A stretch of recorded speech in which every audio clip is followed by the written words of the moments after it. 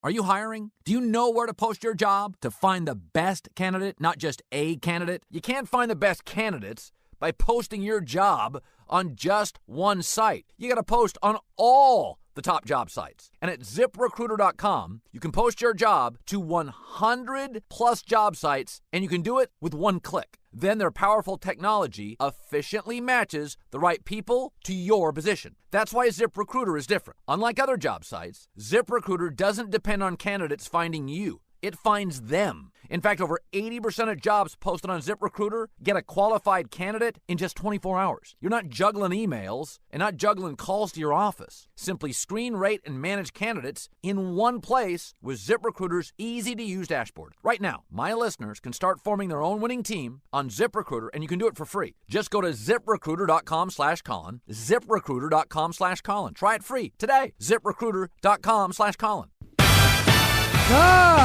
This is The Herd, wherever you may be, however you may be listening, live from Los Angeles, iHeartRadio, Fox Sports Radio, FS1. Christine Leahy is joining me. No eclipse today, but still a lot planned. Very excited for today's show. Did you, what did you do last night? Went home and watched some bad television, otherwise known as the New York Giants offense. That team, you want to know why I picked the Eagles to win the NFC East last night? This offense has been bad now for like 2 years. You know, there was good television on last night. I know. Let me but guess. You just couldn't watch. I couldn't watch. I want to start with this. You ever go to a party or a social gathering, and there's that attention-seeking guy? He's got an iguana on his shoulder. Yeah, Bob can't keep a job, but he's exotic pet guy. He can afford a $9,000 boa constrictor at home. Look at me. I've got an iguana. Girls do that at parties, too. Marissa runs out of the party crying. Does she go home? No, she makes sure she's on the balcony by the window so everybody can see Marissa crying. She had a bad day. Doesn't leave the party, of course. Wants to be consoled by all her friends, and so she stands so you can see her inside the house, outside on the balcony. There's Marissa. And there's Marissa next to the iguana guy and the exotic pet guy. Look at me. Odell Beckham is a look at me guy. Now, he's a remarkable talent. I'd love to have him on my football team, and I'd pay him a bunch of money. But on a totally legal hit last night, flip the helmet off. Look at me. Throw the ball to defensive back. Look at me. Then he jogs off the field on his own, gets into the tunnel, knows there's a photographer, and kneels down. By the way, that's a totally legal hit. Surprised he doesn't have an iguana on his shoulder. Or didn't leave the field crying and stand by the window. I mean, come on, Odell. Can you imagine Calvin Johnson, Hines Ward, Larry Fitzgerald, Julio Jones? It's a totally legal hit. I'm not saying it didn't hurt, but you jogged off the field on your own. Towel over the head. Colin, I'm being what? Honest? One-handed catches. Dancing behind the sideline reporter. Proposing to a kicking net. And then when the media after the game, watching his dramatics, questioned the hit to see how good he was, he kind of sarcastically laughed it off. Here it is. Rolled ankle, I don't know. Feels like, when you hurt your ankle, it's kind of what it feels like, but it'll be all right. It'll be all right? How do you know it'll be all right? Is that what they told you? No. Is that what they told you? That's what I know. That's what I know. Will you be ready for Dallas? I don't know, man. I'm pretty concerned, but I think I'll be all right. Is that sarcasm? It definitely was a little bit of there. Okay, dude, we watched you. You made it look like something between an asteroid hitting Earth and out for the season. So that's why media people would come up and say, dude, you okay? I mean, come on now. Lynn Swann, Calvin Johnson doing that. I mean, he's a good player. I've said this before. The downside to pro sports is that the players are mostly really good in their 20s, but most people, myself included, aren't really ready to lead a franchise in their 20s. This is why the first time I met Russell Wilson, I said, give him the keys to the franchise. He's a 23-year-old, 40-year-old. and why I never bought into Johnny Manziel, who was 23 going on 13. This is why Odell Beckham deserves money, is fun to watch, is a great player, is amazing, has a cool shoe deal. I would love to have him as a guest on the show, but this is why I'm not building my franchise around him. I mean, come on, dude. You're the one that acted like career was over. Reporters just asked you a question, are you okay? And you went sarcasm. And you went, of course I'm okay. May want to take occasionally that iguana off your shoulder. Let me transition to Mayweather and McGregor. You know I like Mayweather to win the fight in completely dominating fashion. That's because, you know, he's one of the best fighters ever, and Conor McGregor is not a fighter. So the wise guys like Mayweather, and kind of Joe Citizen likes McGregor. He's an underdog. You can bet $20-$30 and get some money back. People, and this is the power of miracles, want to see miracles. You do realize why pyramid schemes, timeshare scams, and the Nigerian email still exist. Because they work. You do realize the free cruise, all they need is your credit card number. That still exists. McGregor talks trash, releases a 10-second video. Mayweather says, I'm old. Bam. Everybody is betting McGregor. According to Las Vegas sportsbook directors, Nick Bogdanovich says, all I know, we're less than a week away from making money or getting clobbered. I'm taking bets from guys I've never seen before, said sportsbook director John Avello. Vegas now is acknowledging all the money is on Conor McGregor. You do realize you have a better chance of getting eaten by a shark than winning Powerball. But it's the power of miracles. Conor McGregor is a low-skilled boxer. He's fighting the most highly skilled boxer perhaps ever in a boxing match with only boxing rules. And America has overwhelmingly talked itself into betting Conor McGregor. Oy, oy, oy, oy, oy. This is the power of miracles.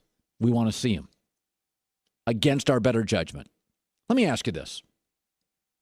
Do you think if Jesus does reemerge, he'll show up in a grilled cheese sandwich? You think after 2,000 years, if Jesus comes back to earth, he'll reemerge in a pancake or a grease stain at a 7-Eleven? Nah, I'm saying the big fella's probably making a more grandiose appearance. People want to see miracles. That isn't Jesus. It was just baked, fried too long on one side. All people needs a little push and 11 seconds of video. Conor McGregor has virtually no chance to win this fight and almost no chance to win a round. And I question whether he can win a brief 5, 6, 7 second tete-a-tete.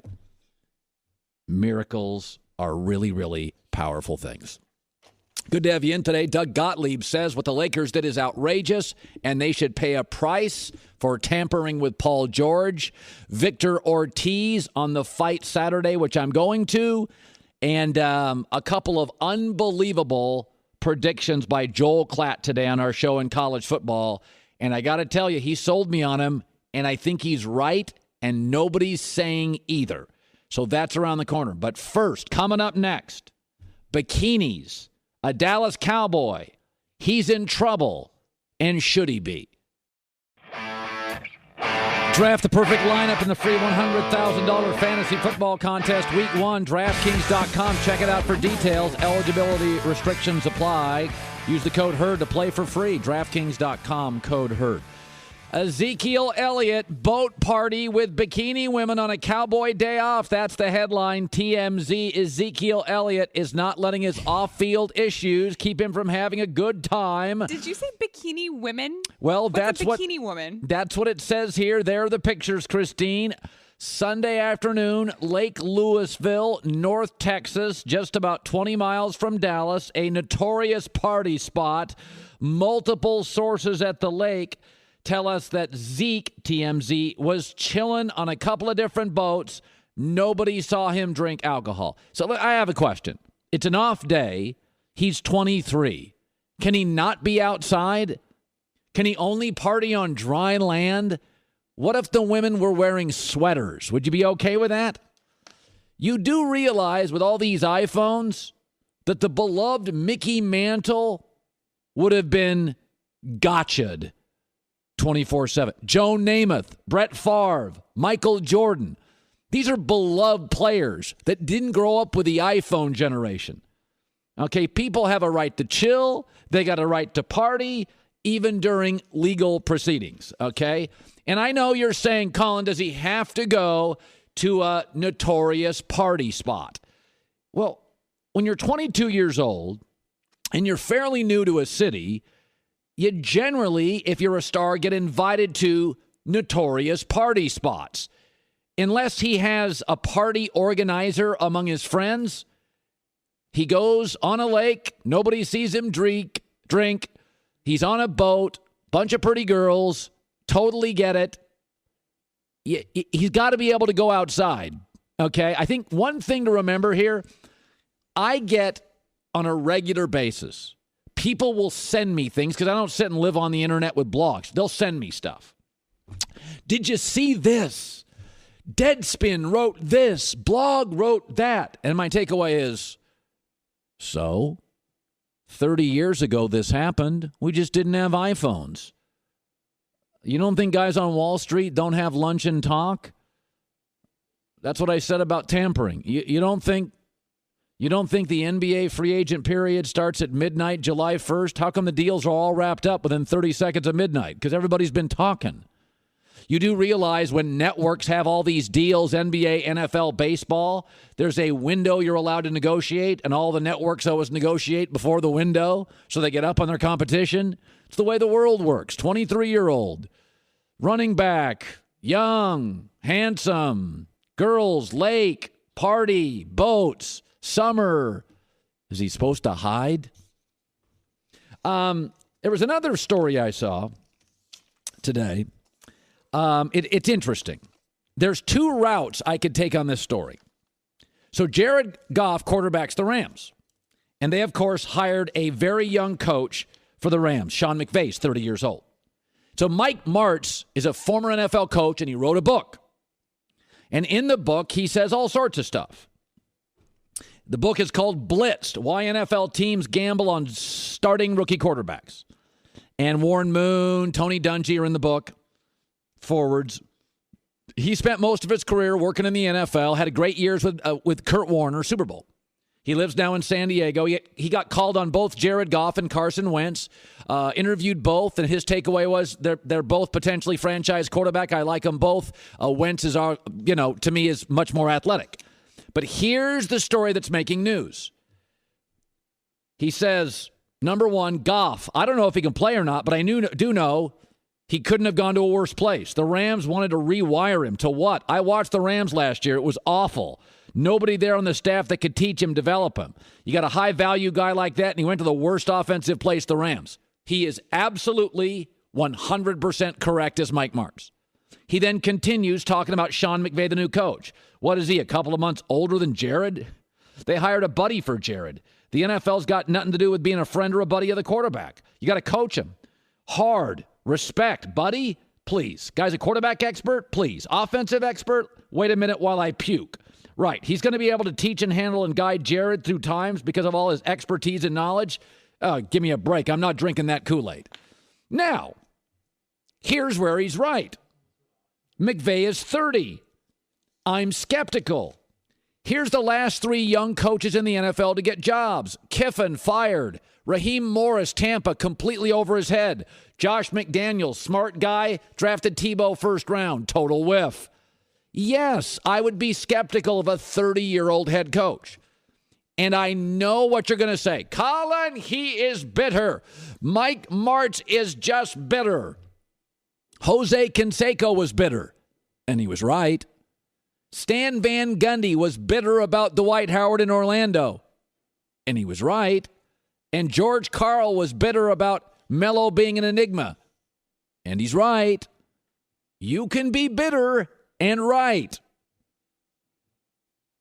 I'm not saying Mike Martz isn't bitter, but aren't you skeptical of a 30-year head coach? And didn't Jared Goff land in the absolute worst system any rookie quarterback could land? Yes. I try not to be bitter. I'm not a grudge holder. I think it's the equivalent of chain-smoking hate.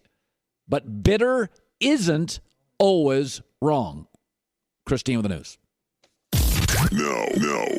Turn on the news. This is the Herdline News. Have you ever sprained your ankle? So many times, actually, Christine. Actually, I've never said this. I had a huge left ankle issue, and it's the reason I essentially stopped playing basketball, because I love the sport, played it every day from 6 years old to 26, and essentially left because I ripped my ankle up for about the 30th time. It's really painful, though, when you sprain your ankle. I sprained my ankle. I thought I broke it. It hurt really bad. Did you go over by the window and make sure everybody could see you were crying? No, but I did cry. I definitely cried. And it's in that split second when you don't know what's going on, it's possible that you could think it could be a more serious injury, which is why I will defend Odell Beckham Jr. for doing what he did last night. And luckily, it's not that bad. But Jarvis Landry, his former college teammate, is defending Odell and saying on Twitter, this is why I hate preseason bleep. By the way, I can't tell you what that is, but completely, absolutely agree with that. There are certain things in the world, like we allowed smoking on aeroplanes in the 90s. Aeroplanes? Aeroplanes. Okay. You could get on a United Airlines and line up a Marlboro filter. There's papers everywhere. It's a tube. It's like, in the 90s, we allowed this. We're going to look back in 30, 40 years and go, so all these stars, we played 4 preseason games as professionals, but the college guys, Bama can play Florida State. They're 17-year-olds, and the game will be great. It's a great point, but it is possible, all of that said, that in the moment he felt like he broke his ankle or something more serious in the preseason, which is really frustrating, and that his season had come to an end. I mean, after he jogged to the tunnel, he thought he broke it? Adrenaline. Adrenaline helps everything. I remember I sprained my ankle and I went through an entire workout and I thought I was going to be okay. And the next day, my ankle looked like it was a watermelon. All right. So, James Harden and Chris Paul are already becoming great teammates. Chris Paul attended James Harden's charity event, which raises money to help send children from single-family homes to school. And what I found interesting about this is it shows James Harden with an alley-oop to Chris Paul, which raises 2 important questions. 1, I didn't realize that James Harden could pass. And 2, I did not realize that Chris Paul could dunk.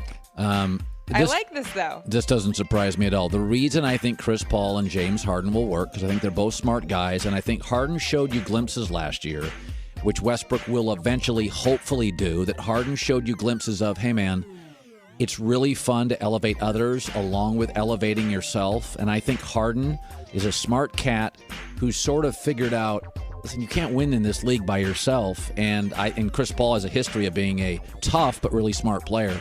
I always, if I ever ask a question like, is something going to work? Is that business going to work? Is this team going to work? I always go back to, are the people involved smart? Harden and Chris Paul, I think, are bright guys. They'll make it work. I don't think it's going to work for that reason. I think that the reason that it's working, and I've said this before, is when guys play for teams for so long and don't win a championship and they're starting to get a little older, they realize they probably have to let go of some things in order to get to that championship, so it takes their ego down a bit. Okay. Not about learning more, unless you're learning that your ego is not so important. And finally, there's been a lot of talk about LeBron James potentially going to the Lakers. It started, well, kind of started with the Jamal Crawford tweet inviting LeBron to come to his basketball games. And LeBron said, I might have to make a day trip up there when I'm back home in LA. I read into it. You did not. And then yesterday, Blake Griffin, I told you, said he didn't ever see LeBron playing in LA, but maybe New York. And now, TMZ yesterday caught LeBron in LA, which is his home. And this is what he said about Blake's comments. Hey, LeBron. How are you? Hey, much. Okay, so Blake Griffin thinks you're more likely to end up in New York than LA. What would be more of an ideal situation for you? I don't even know what you're talking about, shorty. What's going on? I know. You having a good time? Compared to you. Yeah, I'm having a great time. Shouty? Yeah. And you having a good time? She's working. She's trying to get some information out of you, and you're giving her nothing. Shorty? Shouty. Oh, shouty. Shawty. Clearly, he knows what she's talking about. The fact that he's like, I don't know what you're talking about. Come on. If you're on Twitter, you'd be saying something a lot different, or subtweeting something a lot different. Christine with the news. Well, that's the news. And thanks for stopping by. The Herd Lie News. Get a Casper mattress. Sleep cool, comfortable every night. Casper.com code HERD. Terms and conditions apply. Casper.com code HERD. $50 toward the purchase of your mattress. Let's bring in Doug Gottlieb, Fox Sports Radio, juggernaut, basketball analyst, knows so much more in football. Somebody told me I'm wearing your shirt today. Yeah, you stole Doug. You guys are sharing a dressing room these days? Well, Colin has been so kind that I don't like going downstairs. Instead, I try and be mini Colin when I fill in for Colin, and he's not using his dressing room when he's on, so I dress in his dressing room. They leave the clothes there. And I just wore them. He did, which is okay because I had to break the seal. I'm actually wearing your underwear. That's actually a little bit more uncomfortable. Hopefully a new pair. Okay, very tight in a certain area. I just want to. Anyway, wow. So Odell Beckham. Listen, Beckham's great. I like watching him play. I think the Giants, this is why I picked him third in that division. The line, I don't like the running game. The line, they're basically praying he breaks a tackle on a slant and scores. That's their offense. But let's get to the thing last night. It's a legal hit. He jogs into the locker room and then goes to the ground. Pictures taken. Come on, Doug. There's a lot of drama here. This is my surprise face that Odell Beckham Jr. in a dramatic moment on Monday Night Football. Like, that's not really my surprised face. Okay. Everything with him is dramatic. On the other hand, as I think Christine pointed out, people do freak out in the moment. Yeah. Right? And if you've ever had a guy who had a teammate, there are teammates that freak out. One, either low pain tolerance, or in his case, he knows a big payday's coming. He sees somebody go to his legs, freak out. Athletes, by and large, freak out most about contact knee and below. And if you watch Twitter or you're paying attention to Twitter last night, I know you shouldn't live your life based upon people tweeting, but other athletes were like, hey, that hit was low. It was legal. I don't like the fact that the cornerback couldn't see what he was hitting, but I understand why he was freaked out. I mean, look at that. Huh? Look. But that's Odell Beckham, right? We saw this he had the one time where he had the kicking net thing, which was kind of funny, and then the next game he comes back and he proposes to the kicking net. Like, he is drama. He is dramatic, and we keep buying him. We keep showing him on camera, and so we see even more drama. Like, one begets the other. One kind of feeds the other. Yeah, I'd pay him a lot of money, and I like him. You could pay him a fortune. I'm okay with that. I'm just not building my franchise around him. Well, just the idea that you got to pay him at the top level of any player in the NFL.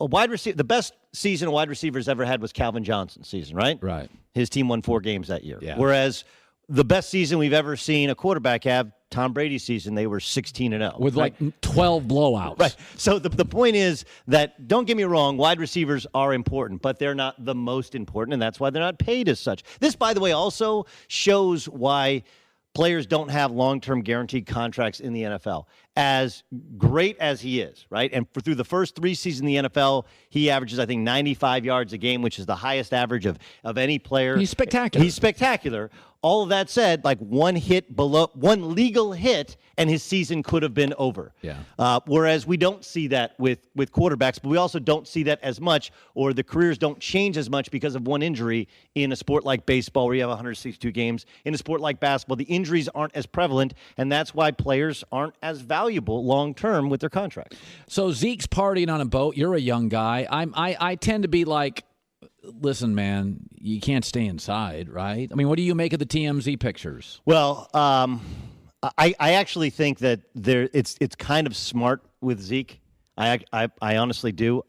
Look, there's 2 sides to it. One, anybody in the Cowboys knows Zeke and really Dak last year, they still like to party. They enjoy the fact that they're superstar Dallas Cowboys. And young 20-year-olds. They are, but it's different when you're a Cowboy. It's like you're different when you're a Laker. Like Sure. the world is your oyster. But I actually kind of think this is smart from Zeke. Like, look, if I was such an animal around women, why would all these women hang around me? I'm very at peace being on a boat on my day off. So I actually kind of think this is smart to where you're not somebody that people are scared of. He's not drinking. He's not. Do you think that that's the message that this sends? Maybe to men. Well, I mean, look, his argument is I never laid a hand on her, that this didn't happen. Okay. So by him going on a boat, it shows that women aren't afraid of him? Yeah, I mean, like they way. know who he is. It's not like he's got a bottle of OE, right? Or he's doing shots and it's some party scene. Like he's just chilling on a lake on his day off. Every time we saw Johnny Manziel, honestly, he had alcohol. Right. Like Johnny Manziel's floating in a pool at the W with a swan, and it's like it started as funny drunk Johnny to like, all right, Johnny's a mess. Every single picture of him was like that. I have no problem with him being on a boat. I think that the reason that we're bringing it up is because of the Giants boat, honestly. I think it's boat situation doesn't look good. But I don't think that he's being strategic about this, saying if I'm on a boat with a bunch of girls in bikinis, this will make it look like women still I don't think it's strategic either. But the point being, he's hanging on a boat. He's not drinking. He doesn't look. If he was worried about his image, he'd be going to hang out with women in better situations. Honestly, you don't like what's a better situation? What's a better situation? I have no problem with what he did, but if he's thinking, I'm going to do something that helps my image and shows that women are still okay with me, I wouldn't do it on a boat with girls in bikinis. Generally speaking, I've done a boat. Because he's also pulled a girl's shirt down and exposed her breasts. So, but he's not doing that here, and there's no alcohol involved here. Like, so there's no pattern. I just think person that's bothered by dude hanging out in the boat is the person that didn't get invited on the boat trip. That's generally the way. I'm not bothered by him being on the boat at all. I'm just saying it is not a strategy, but he didn't think, I know, if I go on the boat, I agree with it's her going to help my I don't think image. it's a strategy, but my takeaway on I just don't think it hurt. How does it hurt to make it look like people aren't scared of you? You're not some animal. You're not some, and it's not fake of where you're walking around with some guys walk around with like a playbook all the time, or I spend my time, even my day off studying. Like you're a running back, right? You got 3 things you got to do, right? Run the ball, catch the ball, or pick up who's ever running 3 in pass protection. And he's got those 3 things kind of down. I think he's at least either trying to show that he's at peace with who he is, or he's just naturally showing he's at peace around people. Women in bikinis, he doesn't always pull down their shirt. Yeah, I mean, he has a reputation as Congratulations. being. Take a win when you can get it. Good job. You didn't pull someone's shirt down. Well, he does today. have a reputation. I have a pretty good source on this at Ohio State. He's immature. Yeah. And a lot of 20-year-olds are, and I don't think there's any question about that. And that's why he's in these situations. I do side with athletes who grew up in the iPhone era. If Michael Jordan and Brett Favre and Joe Namath and Mickey Mantle grew up now, it'd be gotcha 24/7. Jordan, Mantle, Namath. That's what happened to Tiger Woods, right? Tiger Woods started in one era where we didn't care about what somebody did off the court. And then all of a sudden, we got our morals, and now we care about what Tiger does within his marriage. That changed, and Tiger Woods is a part of that change. Again, it doesn't make what he did okay, but like Colin's pointing out, I mean, the stories of Mantle, the stories of Barkley, of Jordan, like these are they used to be like, oh man, wait till when Michael Jordan had his camp, I worked it as a college freshman up at UC Santa Barbara. He used to go and bartend, and there were women all over in Santa Barbara after camp every night. Like he'd go and he'd hop behind the bar. He have a cigar in his mouth. Yeah. Like there was no iPhones then, and we didn't have morals then. Now we care about what our athletes do. But what do you make of this? So Mike Martz comes out, and he doesn't really bash Goff. He's almost kind of defending him. Yeah. Same with Wentz. He's like, I like these guys. But he kind of clobbers Sean McVay, the coach of the Rams. And is it just bitterness, or does he make good points? Well, there's reverse ageism there, right? I mean, does he make good points that Sean McVay is young? Sure. But he also could point out that Sean McVay did a magnificent job with Kirk Cousins the past 2 years, he did. Right? Yeah. And then his offensive coordinator came from Atlanta. He and Kyle Shanahan did a great job. McCabe did a great job with with Matt Ryan last year. So just because they're young. And the other thing that I like that McVay has done is he hired Wade Phillips. And now, look, not all head coaches like to do this, but he hired Wade Phillips, who is 70. He's the opposite, right? He's old, he's experienced, he's respected. You handle the defense. I'm going to focus on the offense. And then the Rams haven't simply attacked it by going and getting Sean McVay and going and getting the quarterback coach from the Atlanta Falcons. They went out and got a better tight end. They went out and got a better wide receiver. Better center. Better left tackle. Right. And remember what he's following. If you ask anybody I went to the Rams training camp and they were like, last year we were running a high school offense. Like, snap it and hand it to Todd Gurley, or we're going to fake to Todd Gurley and everybody just get open. So McVay runs a 21st century offense. His quarterback last year threw for nearly 5,000 yards in Kirk Cousins. And he comes from that Kyle Shanahan new breed of guy. He is a workaholic. Is it proven beyond a reasonable doubt? Like, no. But there is no, just because you pick some old head who's been in the league for, like, March didn't work for everybody. And March's system hasn't evolved. March's system worked a lot better when he had Kurt Warner, and then he had Torrey Holt and Isaac Bruce and Marshall Faulk. Like, yeah, your offense is really good when you got Hall of Famers or potential Hall of Famers all around. So, to be fair, this is old guys saying he's never done it before. He's not wrong, but that doesn't mean that it won't work considering what they were able to do in Washington. And no one thinks that Kirk Cousins has spectacular talent. And last year's Kirk Cousins had no running game. So I tend to think that it's more likely to work because of all of what they put around Jared Goff. And if you watch Jared Goff against the Raiders, granted the Raiders defense stinks, but he was pretty good. He looked pretty good. All right, Mayweather and McGregor. So, Christine, who do you think is going to win this fight? Well, what is your prediction on this? I think Mayweather will win. Dominant? And it depends on your definition of dominant. I don't think it's going to be that kind of a Will fight. McGregor land big punches?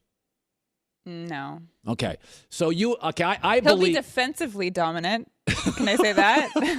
Wait, McGregor will be defensively dominant? No, Mayweather. Okay, yeah. Yeah, Mayweather will jab, score. Okay, so we both agree. So most people, and I've just leaned on people I know in boxing, and they've said the same thing. Mayweather is going to dominate scoring. And whatever the optics are, what it looks like. Here's my thing, though. I made this argument yesterday. What if Conor can't land punches, doesn't win a round, is totally frustrated, looks awkward and slow, looks lumbering against super speed? How does it not shrink the UFC and McGregor? That's what I said sitting in your chair on Friday, that having been to UFC fights and having a tremendous amount of respect, specifically for wrestlers, because a lot of these guys, Couture, you had on, Daniel Cormier, those are Oklahoma State guys. Those are the best wrestlers that we've, as a country, we've ever created, right? And then they've evolved with the Brazilian Jiu-Jitsu.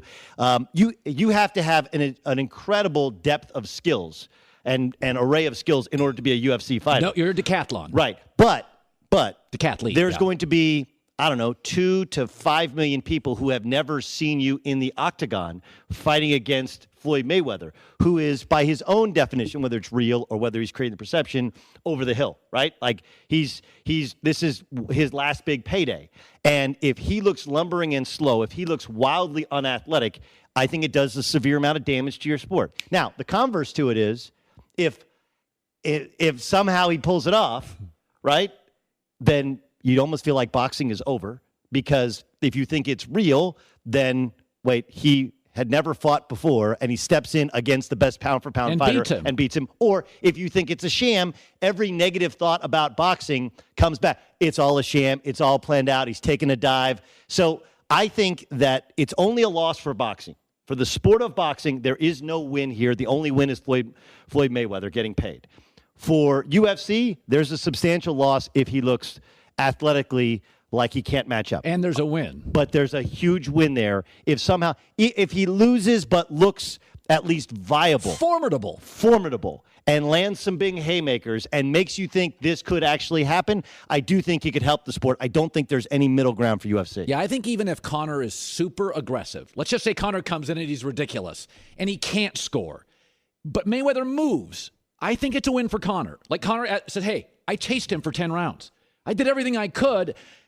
If Conor goes in hyper-aggressive and is swinging for the fences, and just Mayweather's just doing what he does. He's going to get tired if Conor does that for that long. See, that's the other thing. That's the other thing. I don't think this thing's lasting No, you said that, and you've actually said, 5 and rounds. it's kind of interesting, the opposite of what people think when they went with the glove size from 10 to 8 ounces. I think it's an advantage Mayweather. It does become an advantage Mayweather. And look, some of this is, and I didn't know that at 147 you fight with 8 ounces, and at 153 you fight with 10 ounces anyway, so it's not that big a change for him. But I do think that all of this was intended to create doubt that he could get to him, right? Yes. It could happen. The upset could happen. Right. But the truth is the opposite usually happens in that it creates a window for Floyd Mayweather. And Floyd Mayweather has talked about, I might walk him down because it's a defensive fighter and he's not going to have the same defenses as a traditional fighter will have. Doug Gottlieb, Fox Sports Radio after this show. Good stuff in L.A. It's a good-looking shirt you got. Thank you. It's yours.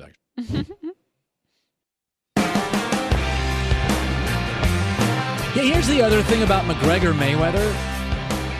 Like, why would anybody root for the shtick guy who's never fought and is just doing it for a payday? Why would you root for that guy instead of rooting for the person who has committed to a job for 25 years and become the best at it? If you had a son or a daughter, think about this. You have a son or a daughter, and your daughter studies like crazy, takes AP courses, gives up some weekends in social life, even has to quit a sport she likes to be a 4-point student or a 3.9 student. She's not 4-point. And she applies to a university, and she doesn't get in, but a kid gets in who's got great connections with a 3.4. You'd be like, oh, that's not how the process should work. We should reward people who commit and work hard in life. I mean, would you rather somebody that's committed to something succeed or somebody who just plays Powerball and wins? Like, I root for people. The landscaper, the school teacher, Christine Leahy, people that put in time.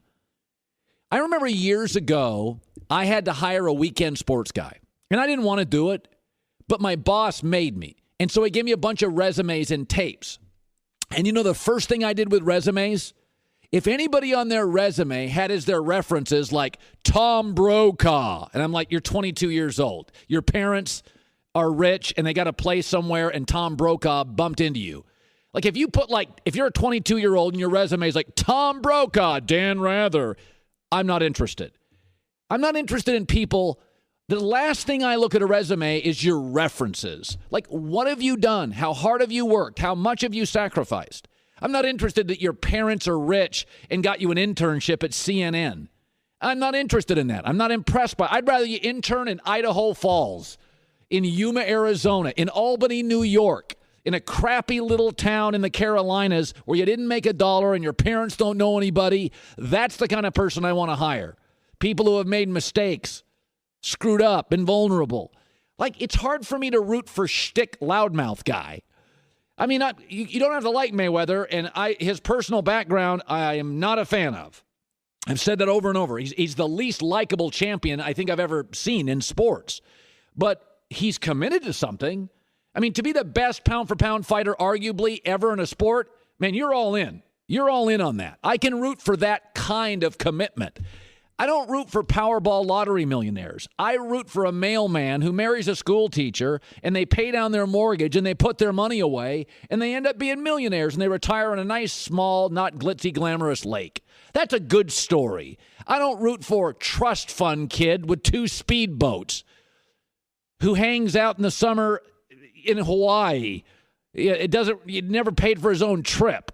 Like, I mean, this is like loud guy who basically shtick guy who's willing to give up everything to just get paid. So I can't root for that guy. It doesn't matter if I would personally like Conor McGregor more than Mayweather. Mayweather's committed to something. And I'm going to root for people who have committed to something. Like, I like people who work hard. I think I work pretty hard. Christine works pretty hard. I root for people who work hard, even if I don't have to like them and believe in them and not share certain qualities about them. But if you put in the effort and you put in the time, I'm all in. If you jump levels of stuff because your parents knew somebody or you're loud or you've got, some glamour appeal to you, it doesn't feel the same for me. McGregor got into this fight because he knew Dana White. He wrote a little of that UFC thing. He's loud and funny. He's a good UFC fighter, but prize fight? Nevada okayed a prize fight with a guy. And I'm going to the fight. But it's and I know the crowd's going to be, I mean, Christine, you know the crowd's going to be 99% for McGregor, right? Because they all bet McGregor. I wouldn't say that that's true. You don't think so? No, because the ticket prices are so high. I think it'll be pretty balanced. So you think Mayweather's fans are... Yeah, and it's Vegas. I don't know. I think Mayweather, it might be, I think it's going to be 50-50. Really? Mm-hmm. Goulet, what do you think the crowd's going to be? I think there'll be a lot for McGregor, especially if he does something good early, kind of like when there's an upset brewing in a college basketball tournament, right? Everyone starts rooting for the underdog. Right. That'll happen if he does anything good in the early Because rounds. I think even the people that, the people that bet McGregor, I think that there's a large percentage of them that just bet McGregor because the odds were better. Like, you put in 100, you can win 500. Yep. I don't think everybody that bet McGregor thinks McGregor's going to win. Whereas I think everybody that bet Mayweather, they think, because let's be honest with the odds, you got to bet so much money to win any money. So I think everybody that bet Mayweather, like myself, believes he's going to win. Mm-hmm. I think that half the people who bet Conor don't really think he's going to win. Now, delusional UFC fan is, I'm getting lectured, every time I walk around a corner. Literally, I had 2 people yesterday stop me. Hey, McGregor's going to win the fight, knockout, 3rd round. Like, people literally in traffic are sticking their heads out of car. Hey, cowherd, give McGregor a shot. He's going to win TKO. And I'm like, are you crazy? How did you get your driver's license? How do you have a license to drive a vehicle? And they're apparently from Brooklyn and driving in L.A. Yeah, well, half L.A. is New York anyway. So, it is, I literally... when I go to sporting events, I visor it. I have a beer. I don't sit in the press box. You're going to visor it at this event? No, I had to literally pick out an outfit. What do you mean you had to? I just can't go You in. already know what you're wearing. I can't listen. I can't go in gym shorts and a. What do you mean you picked out your outfit? Because my wife is like, I'm going to wear something fancy, and I'm not going to look like a schlub with my beautiful wife. So you already chose your outfit? I had somebody choose it for me. What do you mean you had someone choose it for you? Huh? What do you mean? I went downstairs to the clothing department. Oh, and they picked something out for you? Yeah. Okay. I can't listen. My wife's committed to it. I can't be a schmo. She can look nice. We're going to Burger King before the fight, but I want to look nice. Hey, you're going to the after party after the fight. I cannot wait to see you there. It's the Herd.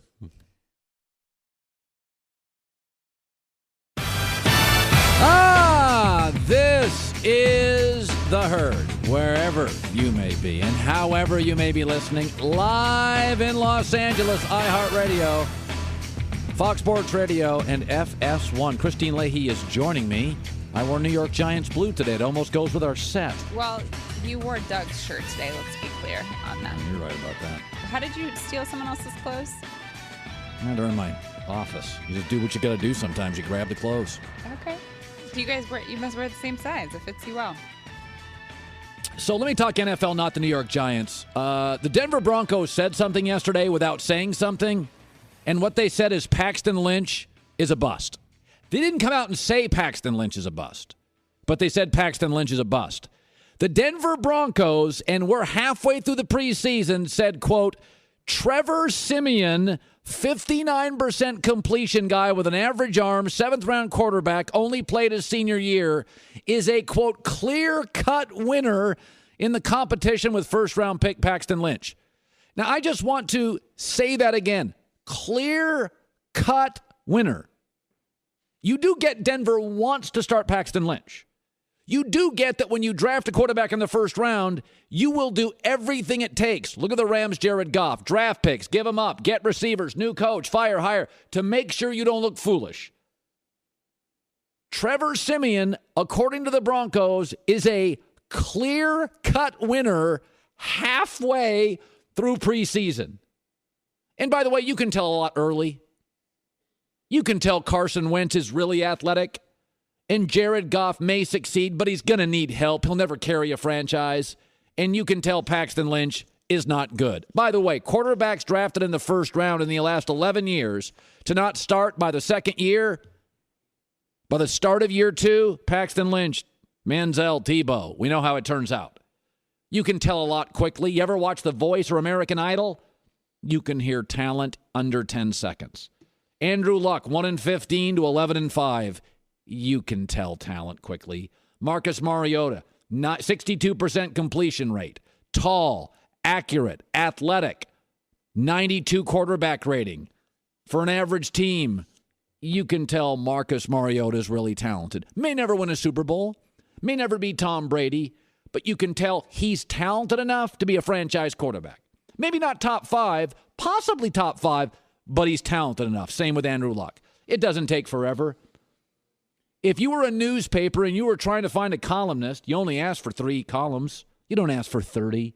You can see talent quickly. If Denver is pronouncing halfway through camp that their 7th round pick is a clear-cut winner, they're also telling you Paxton Lynch, swing and a miss. I want to bring in a young man who is a former champion, who went toe-to-toe with Floyd Mayweather. And for the record, very few have ever gone toe-to-toe with Floyd Mayweather.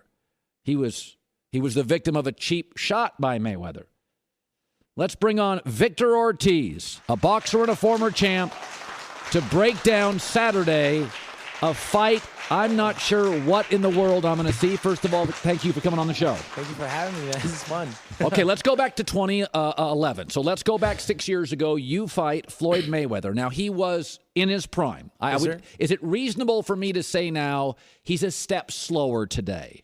I mean, to each his own. But I think, not the same Floyd he was, like he said himself in the press conferences. Not the same guy I was 10 years ago, 5 years ago, 2 years ago, but still have enough to take care of you type stuff. That's okay. You're a boxer. Yes, sir. You saw all of his fights. Absolutely. You trained for him. When you get in the ring with Mayweather, what surprised you? The surprise that I had, complete surprise, was that his power wasn't really as devastating as people say. He wasn't as quick as people say he is. I mean, if you go back and you actually look at the videotape or footage, you see it on mute. You go back and you see that the fastest man in the world was hit by me, which they quoted me as the slowest guy, just a lot of power behind my punches.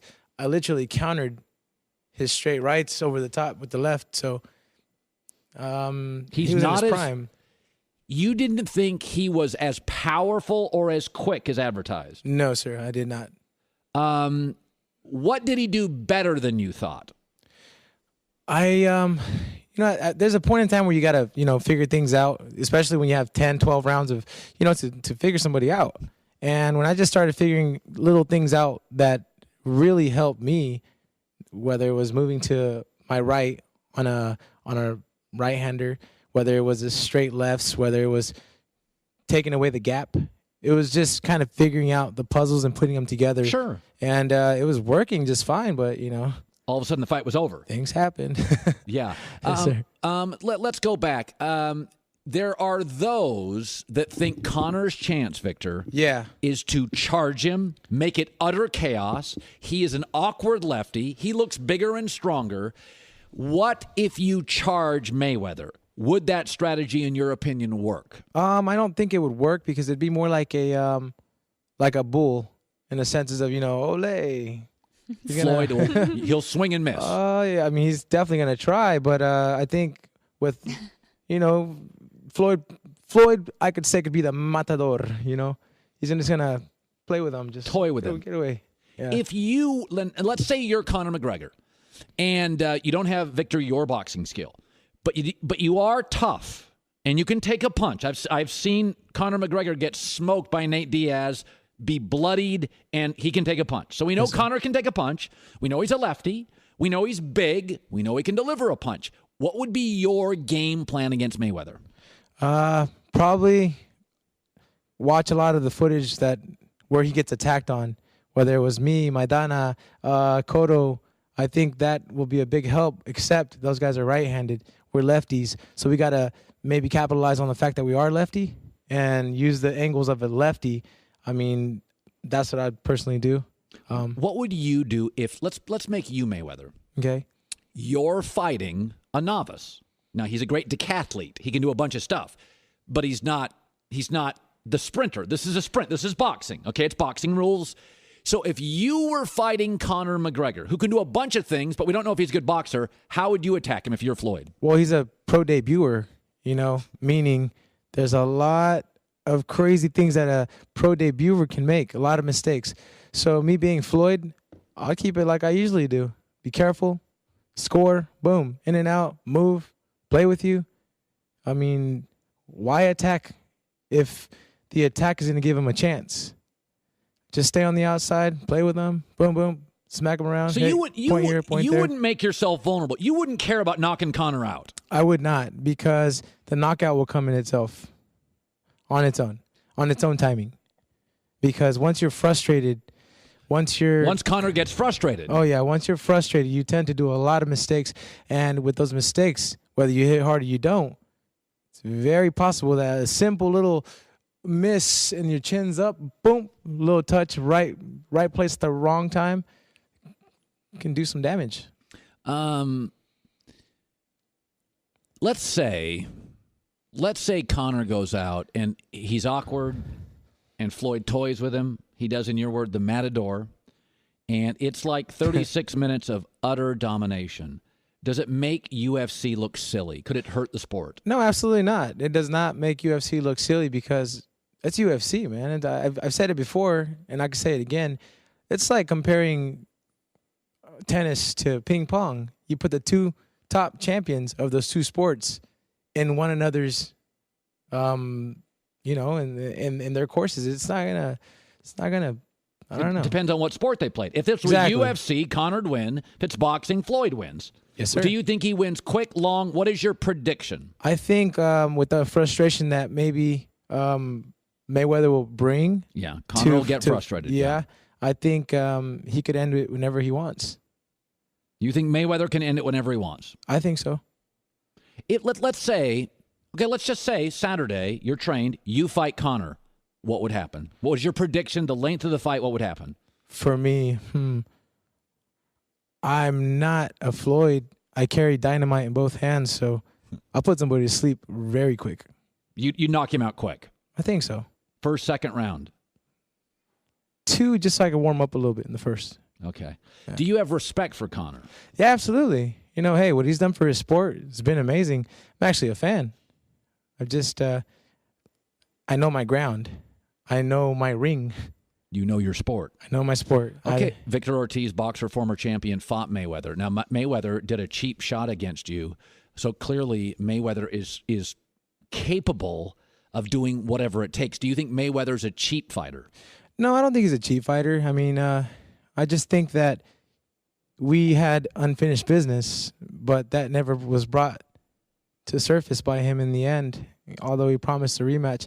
No big deal. Life went on, and I suffered a broken jaw, this and that. So I had to pretty much reset, and now we're back. But at this point in time, I don't think he's a cheap fighter. I mean, do you think people have said, I had Floyd Mayweather Sr. on last week, and he admitted, I said, has Floyd trained hard? And he said, hard enough. Is it possible Mayweather's fat, happy, and is just not ready to fight? Oh, no. That's not Mayweather at all. That's one thing I admire about Mayweather. Even between fights, if he's not fighting, he's out doing something, which is why I tend to doing marathons, half marathons, triathlons, just to stay in shape, because you're not like the typical, there's other fighters out there that the moment they're done fighting, for the 3 months they're out, they get up to about 190, 200, and they start training camp. Half of that training camp is to lose weight. And that's where you kind of got to say kudos to Floyd. And, hey, some people learn from that. Victor Ortiz, boxer, former champ, fought Mayweather back in 2011. And finally, go back to your career or your last 30 fights.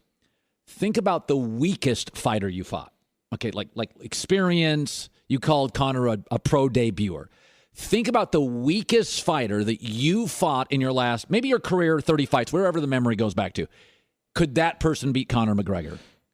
Put it this way, there's a point in time where the moment I said pro debuter, that's why I said pro debuter, because when I pro debuted, I remember the transition from an amateur, 161 fights as an amateur, 8-time national champion, youngest in those years. You were a stud. Yeah, I was the youngest in history to be on the Olympic team trials representing USA.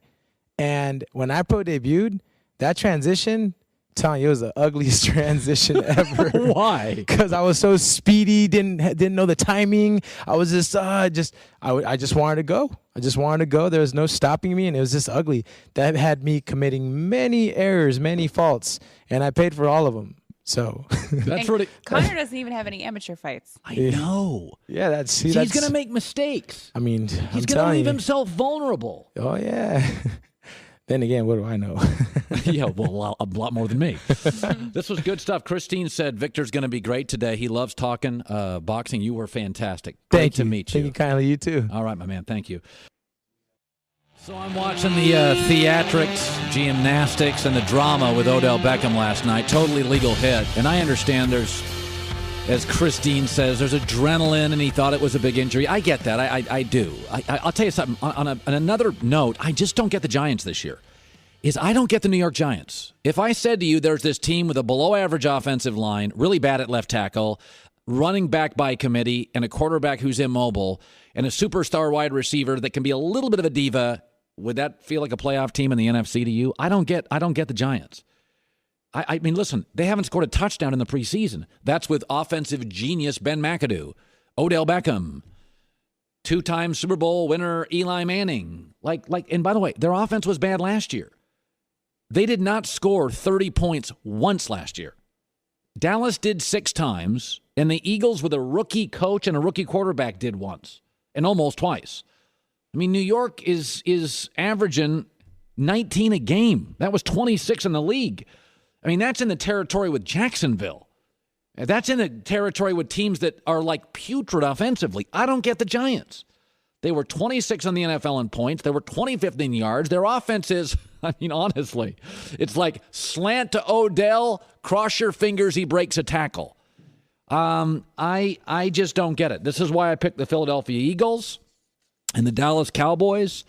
I think if you're bad at left tackle, you don't pop at running back, you have a turnover-plagued immobile quarterback, and you've got a terrific wide receiver, but there is no connection between Odell having a great night and the Giants winning the game. When he made that great one-handed catch, they lost the football game.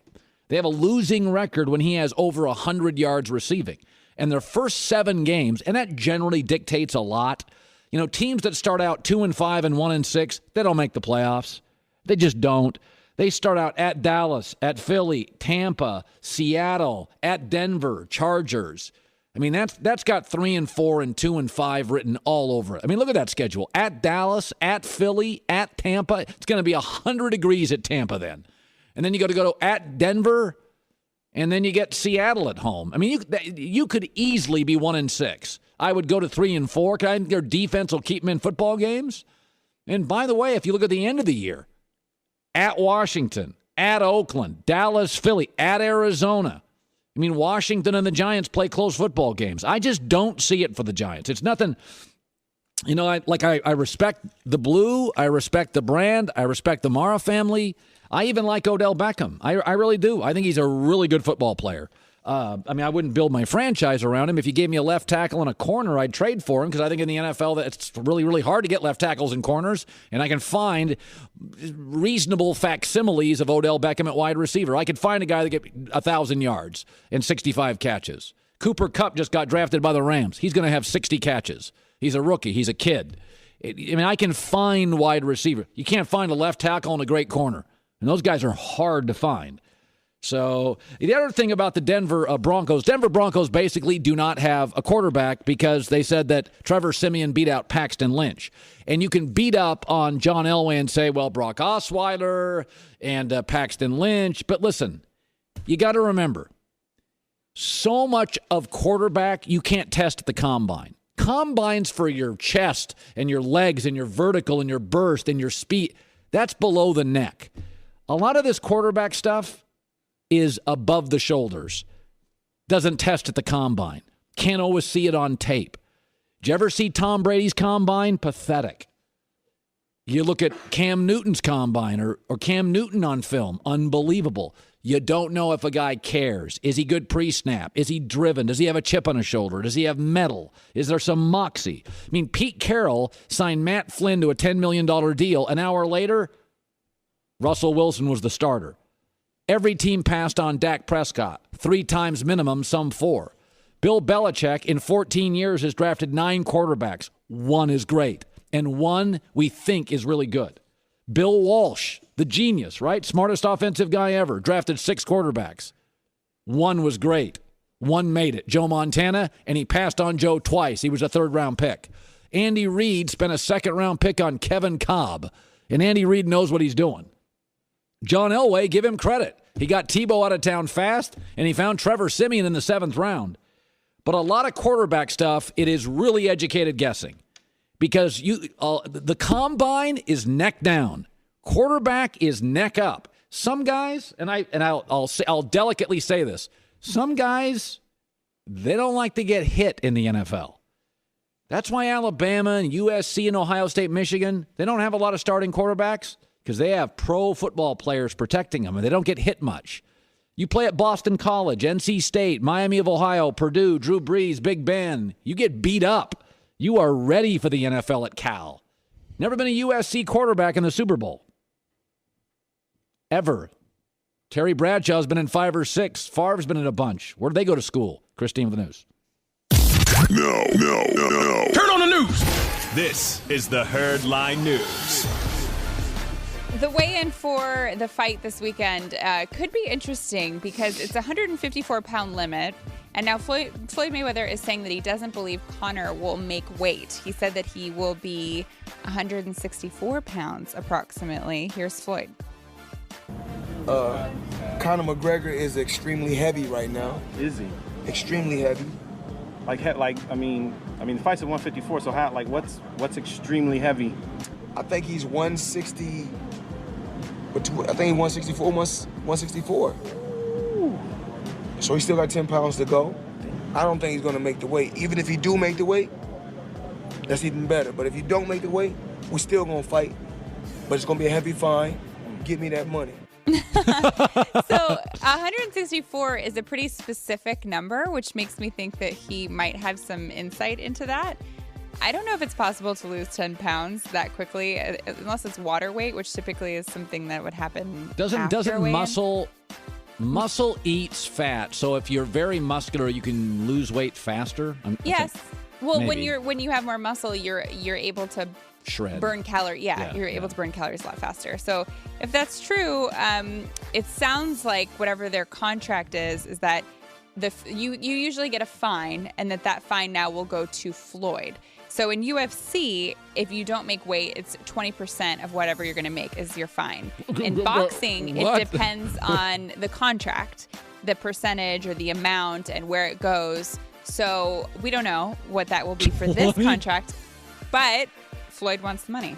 20%? That'd be pretty bad if Conor doesn't make weight. 20% to Dana? Yeah. Well, I don't know. I don't think it's to Dana. I think by what Floyd said, I think it's to Floyd.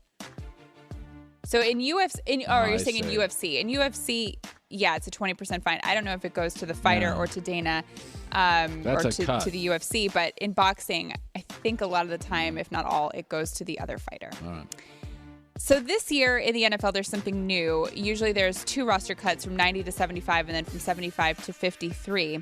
But this year, all of the cuts take place at once, and that's on September 2nd. And Bill Belichick was asked what he thinks about this. Here's his answer. It's not that much different than what it was before. I mean, a lot of the guys that went at the 75 cut, I mean, the better players came from 75 to 53 than from 90 to 75, so I don't think it's that big of a deal. Every day is important. Yeah, every opportunity is important, so hopefully everybody's taking advantage of all of them, no matter what their situation is. Not a surprising answer from Bill Belichick that he doesn't care what is thrown at him. He's just going to deal with it. I like that, though, that it happens at one time, because why not give the players all the preseason games to show what they have? I think it's possible to have 1 or 2 bad games. So why not have them all? Yeah, I mean, running backs fumble. It doesn't mean they're fumbling running backs. Yeah, you get a better look. Yeah. And finally, do you remember the famous or infamous Tom Brady courtroom sketch? Yeah. Like, that is not a good representation of Tom Brady. by any means. Yeah, it's bad. He looks like a mutant, Yes, I would say. It's awful. Yeah. So a 17-year-old girl from Franklin High School, which I believe is in Massachusetts, did a drawing of Tom Brady, and it took her 7 hours. But look at that. Look at that. It's amazing. It looks like a photo that was put into black and white. Oh, my God. So I think that her name is Emma, I believe. Yeah, Emma's I think Emma talented. should probably be a courtroom artist, or probably just be an artist, because that's really, really amazing. That's one of the... And it took her only 7 hours? 7 hours. I don't know if that's a lot or a little. I haven't done these types of drawings. But that is... How do like, people- even look at the hair. She left white spots to make it look like texture. Like, how the hell do people do that? How old is she? She's 17. If she didn't get an art scholarship somewhere... Yeah. She should go to RISD. That's close by. Oh, RISD. Yeah, you know RISD. Oh, who doesn't know the RISD? Rhode Island School of Design. That's a big school for artists. I played football for them a couple years. I designed some tree routes and some curl patterns for RISD. Talking about RISD was great. You've never heard of RISD? No, of course I have. Know all about RISD. Christine with the news. Well, that's the news. And thanks for stopping by. The Herd Line Okay, News. let's bring on Joel Klatt, voice of college football at our network. He has 3 guarantees. They're crazy, and I think he may be right on all of them. So, by the way, you're bouncing around the country now. You're talking to coaches, and you're doing the champagne circuit. Is that what it is? Rich coaches in Klatt talking football. Man. You just saw David Shaw, Stanford. Yeah, and sat down with Tom Herman. Texas. Got to see Mike Gundy at Oklahoma State. Sat down with Mason Rudolph, and then Tom Herman at Texas. So, I've been making the rounds a little bit. What are these guys saying about Sam Darnold, USC? You know, it's interesting because to a man, everyone points to Sam Darnold as the best quarterback in college football, and I agree with them. Right. There's no doubt about it. I thought what David Shaw said about Sam Darnold was absolutely accurate.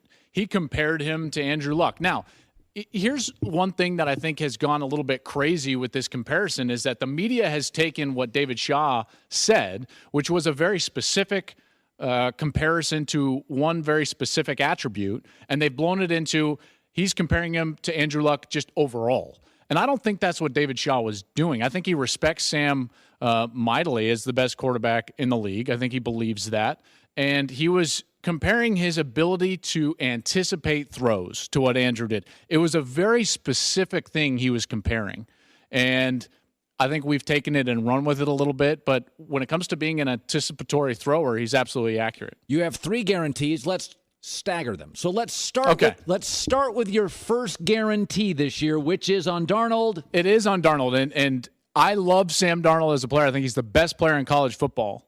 He's not winning the Heisman Trophy. It's just statistically nearly impossible for Sam Darnold to win the Heisman Trophy. They don't have a bye. Well, it's not just about the schedule or what they're going to do as a team or so on and so forth. Since 2009, there's been 71 players enter the season with preseason Heisman odds at 20-1 or better. 71. Of those 71 players, how many do you think actually won the trophy? 11. 1. Wow. 1. Marcus Mariota won the Heisman Trophy. He was the only player to have preseason odds of 20-1 or better to go on and win the trophy. It just doesn't happen. We always talk about, it's hard to win as the favorite. No. It's hard to win as any of the favorites. None of the favorites win the Heisman Trophy. It just doesn't happen. We fall in love with the guy that we're not expecting to be great and then is great during the course of the season. By the way, he's not going to be a prodigious stat monster. USC's weakness is probably youth at wide receiver, and they want to run the heck out of the football. And even offensive line. They're young. They've got to figure some things out on the offensive line. Okay, so now let's go to your top 10. Here's Joel Klatt's top 10. You have one team much higher than the Associated Press, much higher than the coaches. In your top 10, you have Michigan. First, it's Ohio State, Bama, USC, Florida State. That is pretty consensus, wouldn't you say? You have Michigan number 7, which goes to your second Joel Klatt guarantee, which is Michigan wins 10 games and they're a top 10 team. Oh, this is outrageous. They're too young. They are not too young because regardless of situation or depth, Jim Harbaugh wins. It's just what he does. Look at what he did at San Diego. He took them to be a perennial conference power. He immediately made Stanford better, I believe, by, I want to say 4 wins. Maybe it was 3 wins, but he took them from 1-11 before he got there to 12-1, and it didn't matter who was playing for him. Remember that first year when they actually beat USC? As like a 40-point dog. His teams compete hard. They're fundamentally sound. And this team at Michigan is very talented. And I think that the depth and inexperience gets overblown. Here's why. Last year on their defensive side, yes, you can count 11 guys as starters, but they played more like 19 to 20, 21 guys that got substantial experience on the field. This happens a lot where they say returning starters, and you're like, guys, if a guy only starts twice and is a backup, he knows how to play, and he's been in a program 3 years. He's essentially a starter. There are guys that are going to start on their defense. For instance, Rashawn Gary is not counted as a starter. He's going to be maybe the best defensive lineman, maybe conference? in the Big Ten, maybe in the country, but certainly one of the better players that we've got in our sport, but he's not counted as a starter. And then people just say, well, they've only got, X number of starters back. So yes, they're one of the more inexperienced teams in the country. They've got Jim Harbaugh. They've got their quarterback back. They'll be fundamentally sound, and they're more experienced on the defensive side for Don Brown, their defensive coordinator, than people like to give them credit for. Not going to go to your third guarantee yet. Let's go to your surprise team in college football. My surprise team is Oklahoma State. I wouldn't be shocked if Oklahoma State is in the playoff. Wow, Final Four? Yeah, when you look at their schedule, they've got a little bit of a test early with Pitt, but that's a really good team.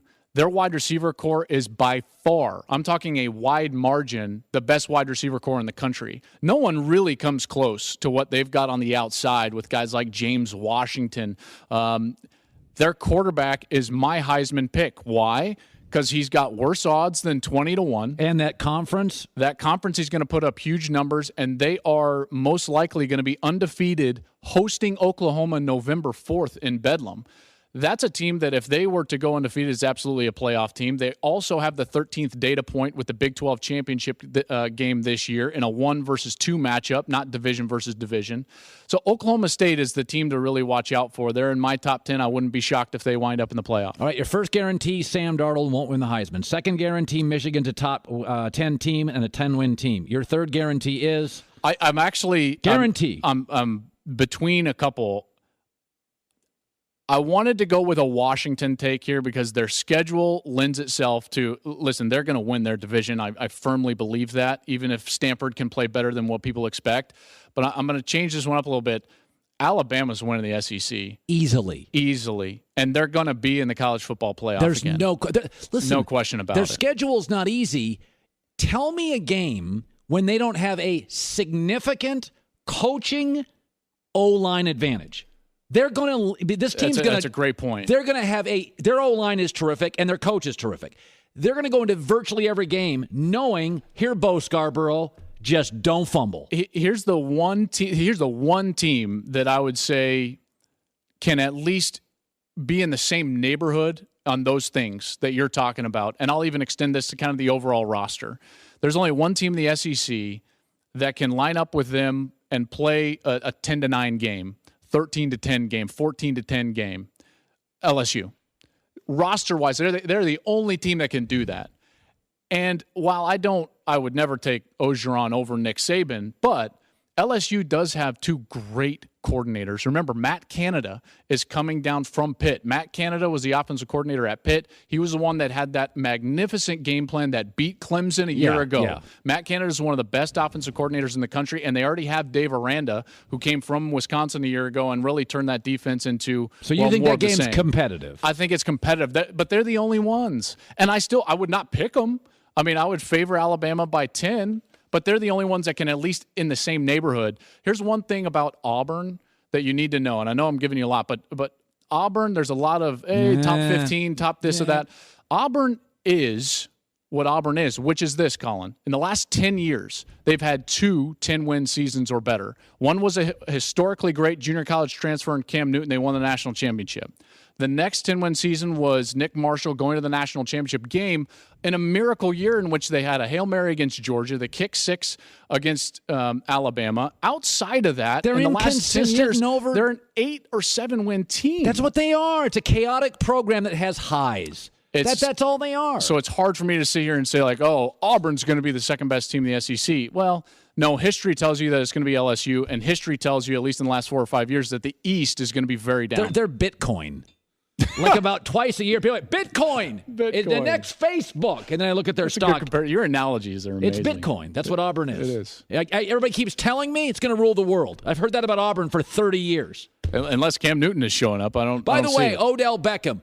Listen, you're a little bit of a diva, although I'm a diva. A little bit. I was a walk-on. Christine's a little bit of a diva I don't too. see Joel. Wait. Okay. Well, now we know you're just lying. Let's look at this so Odell. There's that. Odell Beckham video. Christine's like, the energy when Odell Beckham got hurt. Adrenaline. It's a real thing. Adrenaline. Okay. Mm-hmm.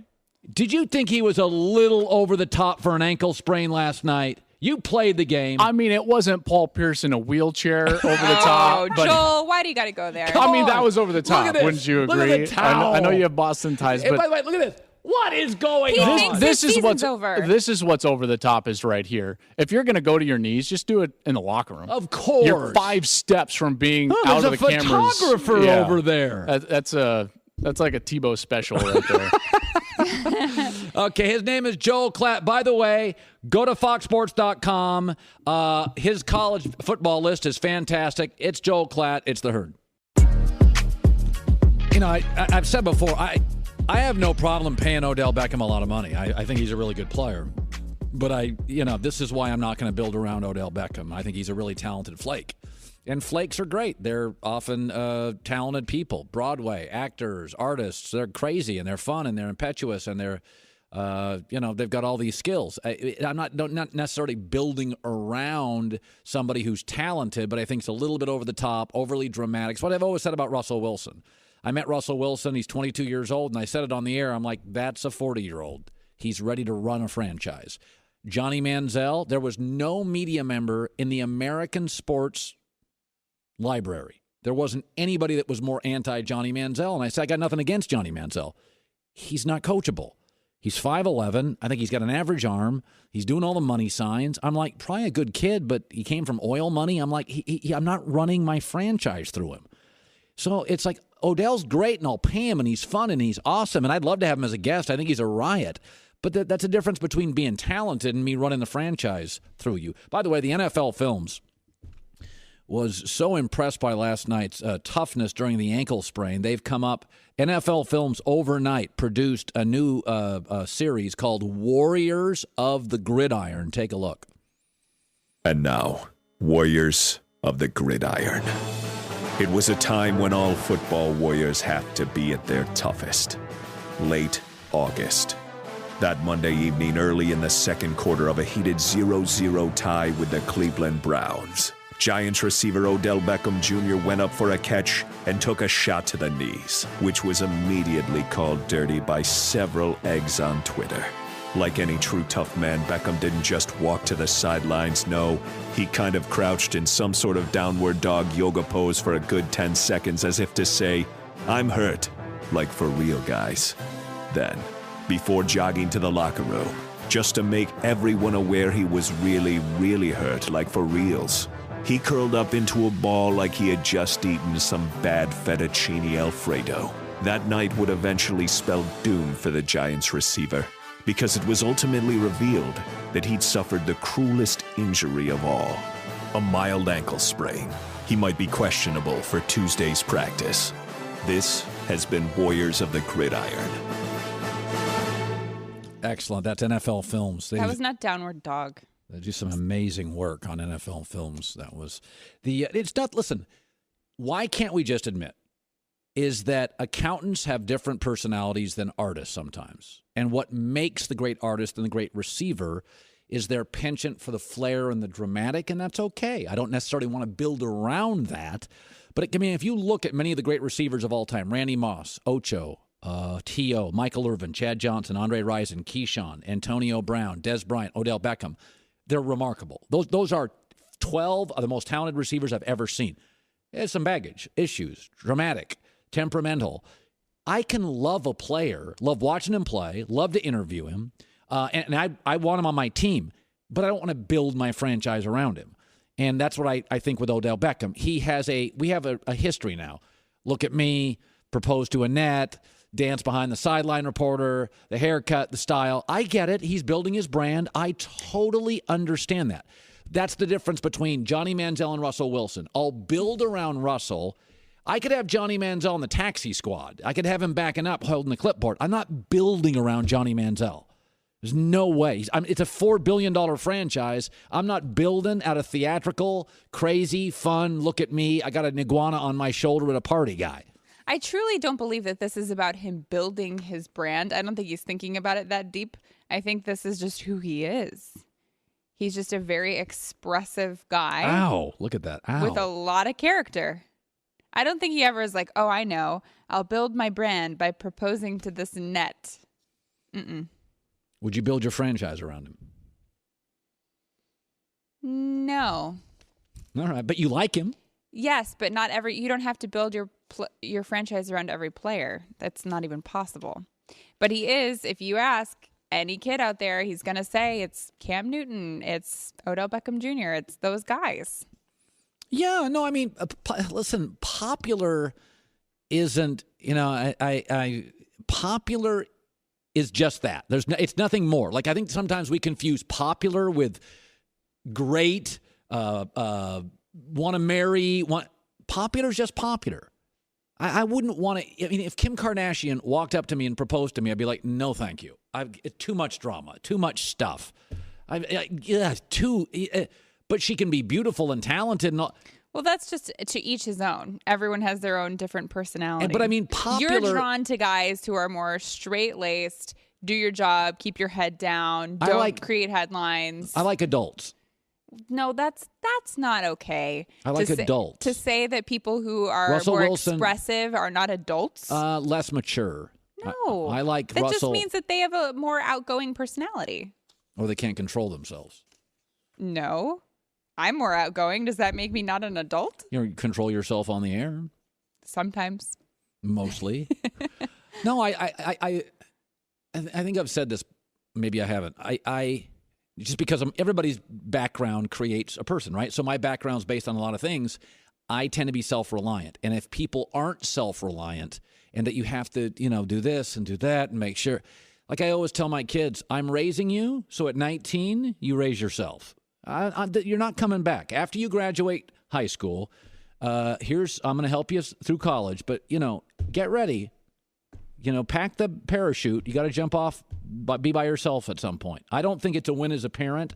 If at 40 years old and at 30 years old, I'm still paying their lunch money. I agree, but who's to say that that's Odell Beckham just because he's a little more charismatic? You call it charismatic. Yeah. I think it's more immature. There's probably some immaturity to that, but aren't there 50-year-olds who are immature? Not my friends. We wake up and do our bills every day, sit-ups. Eat a balanced breakfast. You're doing your bills these days? That part I just made up. Mm-hmm. Okay, we're heading over to Fox Sports Go here. Vince Young's going to be on the show with True Car. Find out what other people in your area paid for the same car you're looking at. Save $3,000 off MSRP. True Car, a more confident car buying experience. 2 down, 1 to go. Don't go anywhere. Good last hour. It's The Herd. Hour 3. This is The Herd. Wherever you may be and however you may be listening, live in Los Angeles, iHeartRadio, Fox Sports Radio. Fox Sports Go this hour. A lot of you are commenting on my hair. I think that it's just a little long. Maybe have you been taking new vitamins? My hair grows extremely fast. When's the last time you got a haircut? That's what the hair people say. It just does. It's not. My hair grows fast. I hear what Can you hear what Goulet says from over there? Yeah. It's got a Guy Fieri look to it. No, but listen, I think it looks good. It's just it's getting a little long. Which listen, a lot of guys would love to have your problem of hair growing very fast. Yeah, it does. It's. I don't have chest hair, back hair, not much underarm hair, but I have that stuff, and it's all mine. It's not fake or anything. Like you can come over here and just pull and yank and all. It's my hair. You don't have extensions. No, I don't have. It's all real hair. I don't do anything, phony baloney. It's all my hair. It's just today you can. The guys in the back and the people, they did stuff with my hair, and it's a little spiky. So I look. But it's spiky because it's long. There's nothing else you can do with it. You sound like Ann. Shocking. Yeah. Overly creative. Two women you spend a lot of time with sound very similar. Dramatic. Don't listen to me enough. Maybe you should listen to us and get your hair cut. All right. Let me start with this. You ever go to a party or a social gathering, and there's that attention-seeking guy? He's got an iguana on his shoulder. Yeah, Bob can't keep a job, but he's exotic pet guy. He can afford a $9,000 boa constrictor at home. Look at me. I've got an iguana. Girls do that at parties, too. Marissa runs out of the party crying. Does she go home?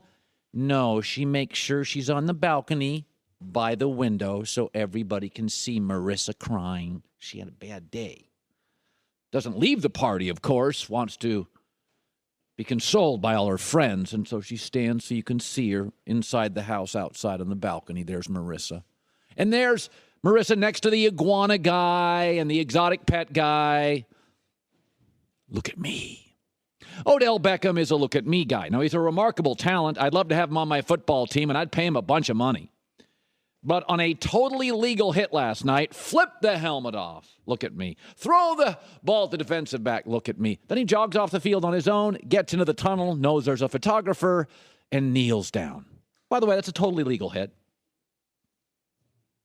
Surprised he doesn't have an iguana on his shoulder. Or didn't leave the field crying and stand by the window. I mean, come on, Odell. Can you imagine Calvin Johnson, Hines Ward, Larry Fitzgerald, Julio Jones? It's a totally legal hit. I'm not saying it didn't hurt, but you jogged off the field on your own. Towel over the head. Colin, I'm being what? Honest? One-handed catches. Dancing behind the sideline reporter. Proposing to a kicking net. And then when the media after the game, watching his dramatics, questioned the hit to see how good he was, he kind of sarcastically laughed it off. Here it is. Rolled ankle, I don't know. Feels like, when you hurt your ankle, it's kind of what it feels like, but it'll be all right. It'll be all right? How do you know it'll be all right? Is that what they told you? No. Is that what they told you? That's what I know. That's what I know. Will you be ready for Dallas? I don't know, man. I'm pretty concerned, but I think I'll be all right. Was that sarcastic? It definitely was a little bit of there. Okay, dude, we watched you. You made it look like something between an asteroid hitting Earth and out for the season. So that's why media people would come up and say, dude, you okay? I mean, come on now. Lynn Swann, Calvin Johnson doing that. I mean, he's a good player. I've said this before. The downside to pro sports is that the players are mostly really good in their 20s, but most people, myself included, aren't really ready to lead a franchise in their 20s. This is why the first time I met Russell Wilson, I said, give him the keys to the franchise. He's a 23-year-old, 40-year-old. And why I never bought into Johnny Manziel, who was 23 going on 13. This is why Odell Beckham deserves money, is fun to watch, is a great player, is amazing, has a cool shoe deal. I would love to have him as a guest on the show, but this is why I'm not building my franchise around him. I mean, come on, dude.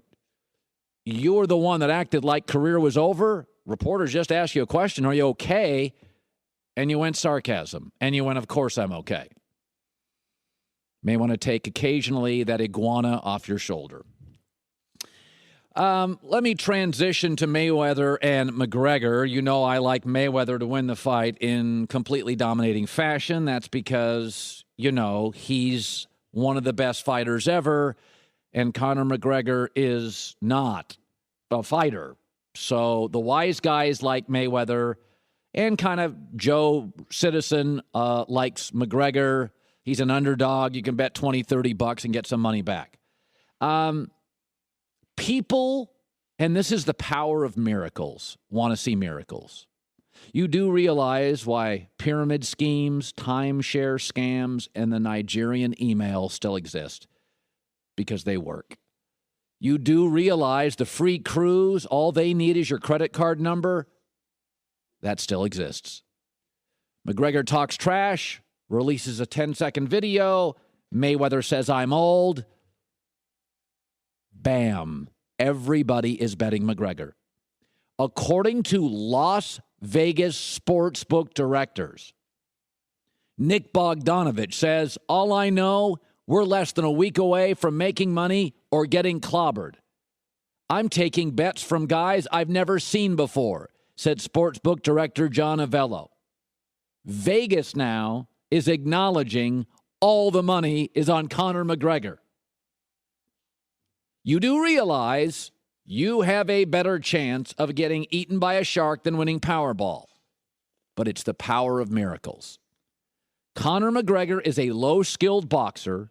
He's fighting the most highly skilled boxer perhaps ever in a boxing match with only boxing rules.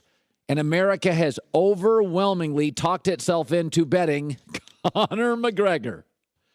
Oy, oy, oy, oy, oy. This is the power of miracles.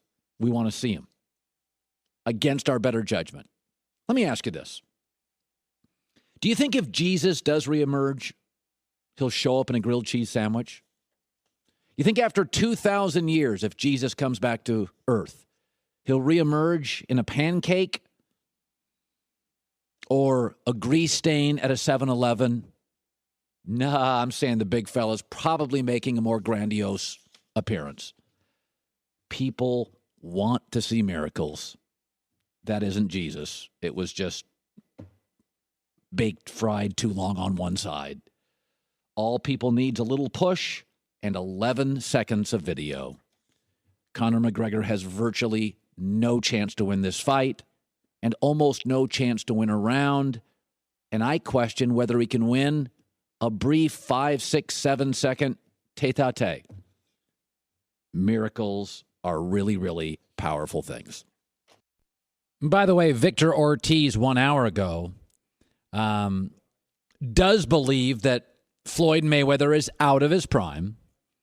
And when he stepped into the ring with him, Victor says Mayweather is not as powerful as he thought watching on film. So me being Floyd, I'll keep it like I usually do. Be careful, score, boom, in and out, move, play with you. I mean, why attack if the attack is going to give him a chance? The knockout will come in itself, on its own timing. I think he could end it whenever he wants. You think Mayweather can end it whenever he wants? I think so. Something that's really important to remember that Victor Ortiz said. Victor had a tremendous, tremendous amateur career. But when he stepped into a professional ring, even against some tomato cans early, his pacing was terrible. As Conor McGregor has never had an amateur career and is walking into a prize fight. There is a very real chance he will be anxious, overhyped, and leave himself wide open due to mistakes. Vince Young, before the end of the hour. Vince Young, a remarkable college player, up and down NFL career, will be joining us. I'm going to ask Vince Young if he could do it all over again. Sometimes in the NFL for these young quarterbacks, it's not just who you play with, it's who is the team of people around you, agents, marketers, PR people, because it just seems to me that Vince Young, in that situation, it wasn't ideal. Actually, I saw him about a half hour ago. Last time I was in Austin, Texas, they have a Vince Young steakhouse. And I walked up the stairs and opened the door, and it was packed. And so I went and got a bowl of chili across the street. But I asked him. He said it's going very well. So, yeah, the Conor McGregor Mayweather fight is Skip and Shannon, and Joy will be there Thursday, Friday. We're both in Vegas, Christine and I. We're not doing our shows from there. We will have live representation. We'll have the Herd powerful microphone there, taking all sorts of interviews. I think the thing Victor Ortiz said, a former boxer who fought Mayweather, said about the fight really rings true to me, is when they come out, I mean, Conor McGregor's never been in these level of moments. These are massive moments. Anxiety, nerves, pacing, and he talks about, we asked Victor about Conor making his debut. When I pro debuted, that transition telling you, it was the ugliest transition ever. Why? Because I was so speedy, didn't know the timing. I was just I just wanted to go. I just wanted to go. There was no stopping me, and it was just ugly. That had me committing many errors, many faults, and I paid for all of them. Then again, what do I know? Yeah, well, a lot more than me. But I think he points to, like, you can be really, really talented, but your first NFL start, your first NBA game, your first debut on the mound, there's just a hyperactivity. I mean, you see it in the Super Bowl, even with veteran players, where their first series, they overthrow people.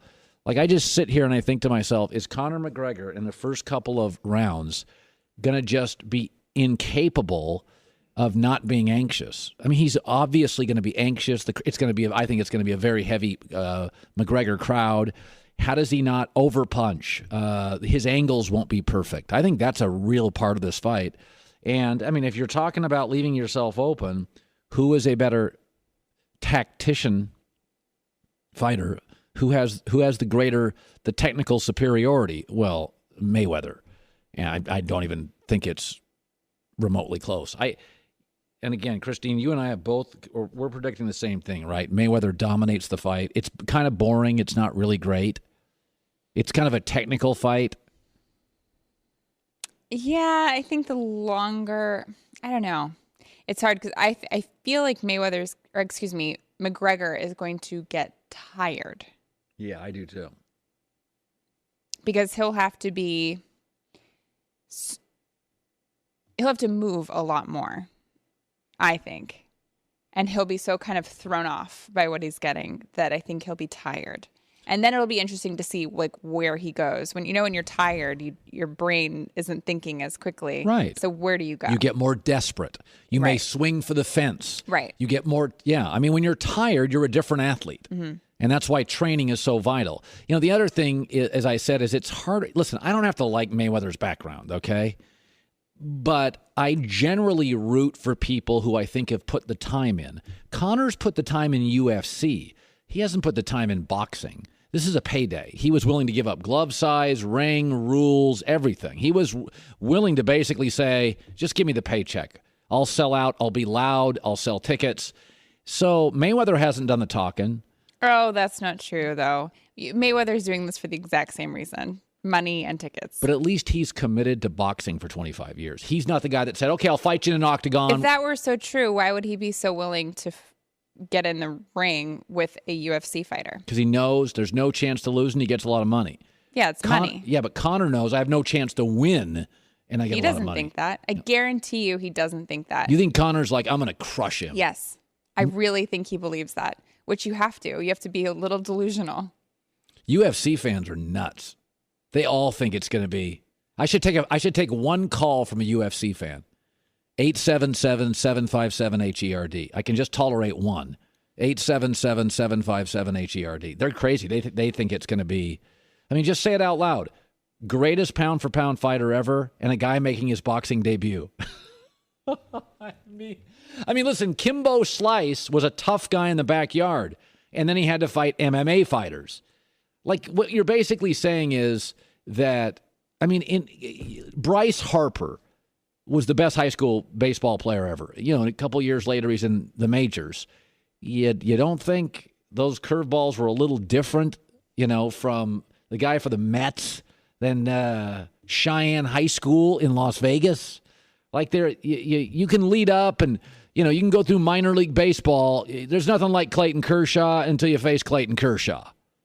There's nothing like facing Tom Brady as a middle linebacker until you face Tom Brady. You can practice all you want to face Alabama.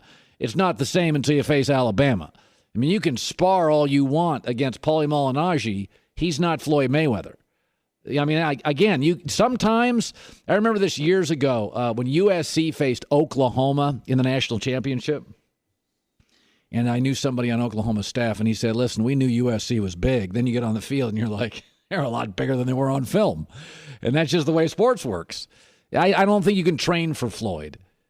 I think Floyd can train for Conor. He's awkward. He's a lefty. He's fought lefties. He's beaten them all. He's fought awkward. But it's very hard to train against somebody that has a significantly higher skill level than you do.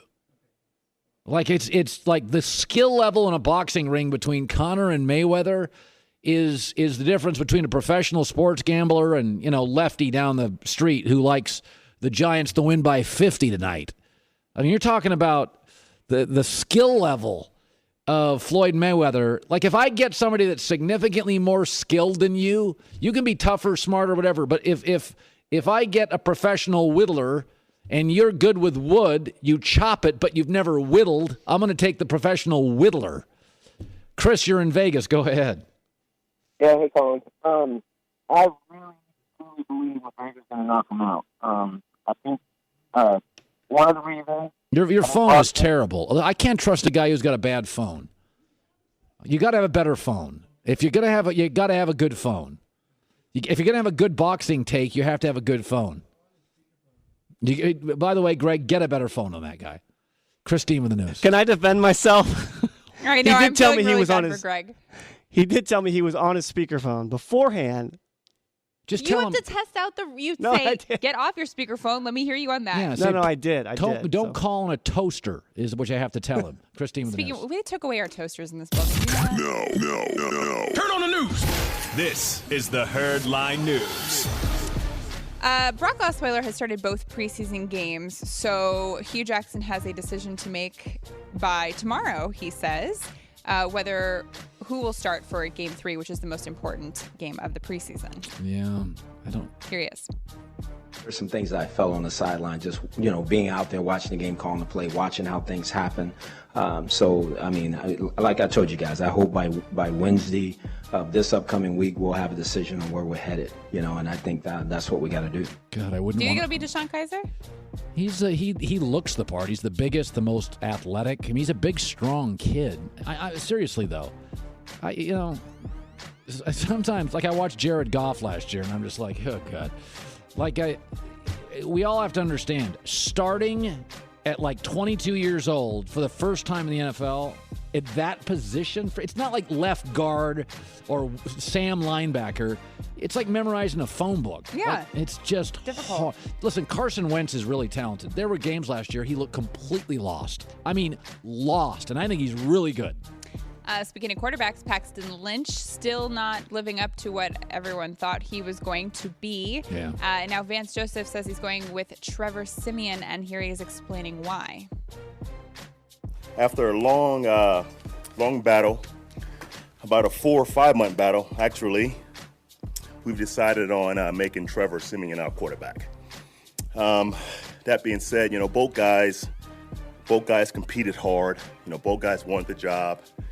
I was pleased with both guys, but overall, the operation of the entire offense, decision-making, ball placement was more consistent with Trevor. That's why he won the job. Yeah, is this Paxton, like a picking the best of the worst situation? Yeah, I think also, Paxton's a big, tall kid, but I think accuracy is an issue with him, and I think some of it's what I heard 6 months ago is, a lot of it in the NFL is shoulders up and pre-snap, and do you get stuff quick? And, coaches are mostly, here's what they're looking for. They want consistency. Like a coach, if you have a great arm, but what a coach doesn't want to see is massive mistakes, like Belichick. Mm-hmm. You lose more games than you'll win. And so I think with Trevor Siemian, the ceiling's low, but I don't get a lot of mistakes. Paxton's ceiling's higher, but there are times he looks lost. And finally, in the last 2 seasons combined, Steve Kerr has missed 54 regular season games with his back injury, the back issues that he's been dealing with. But he says he fully expects to coach all year for this upcoming season.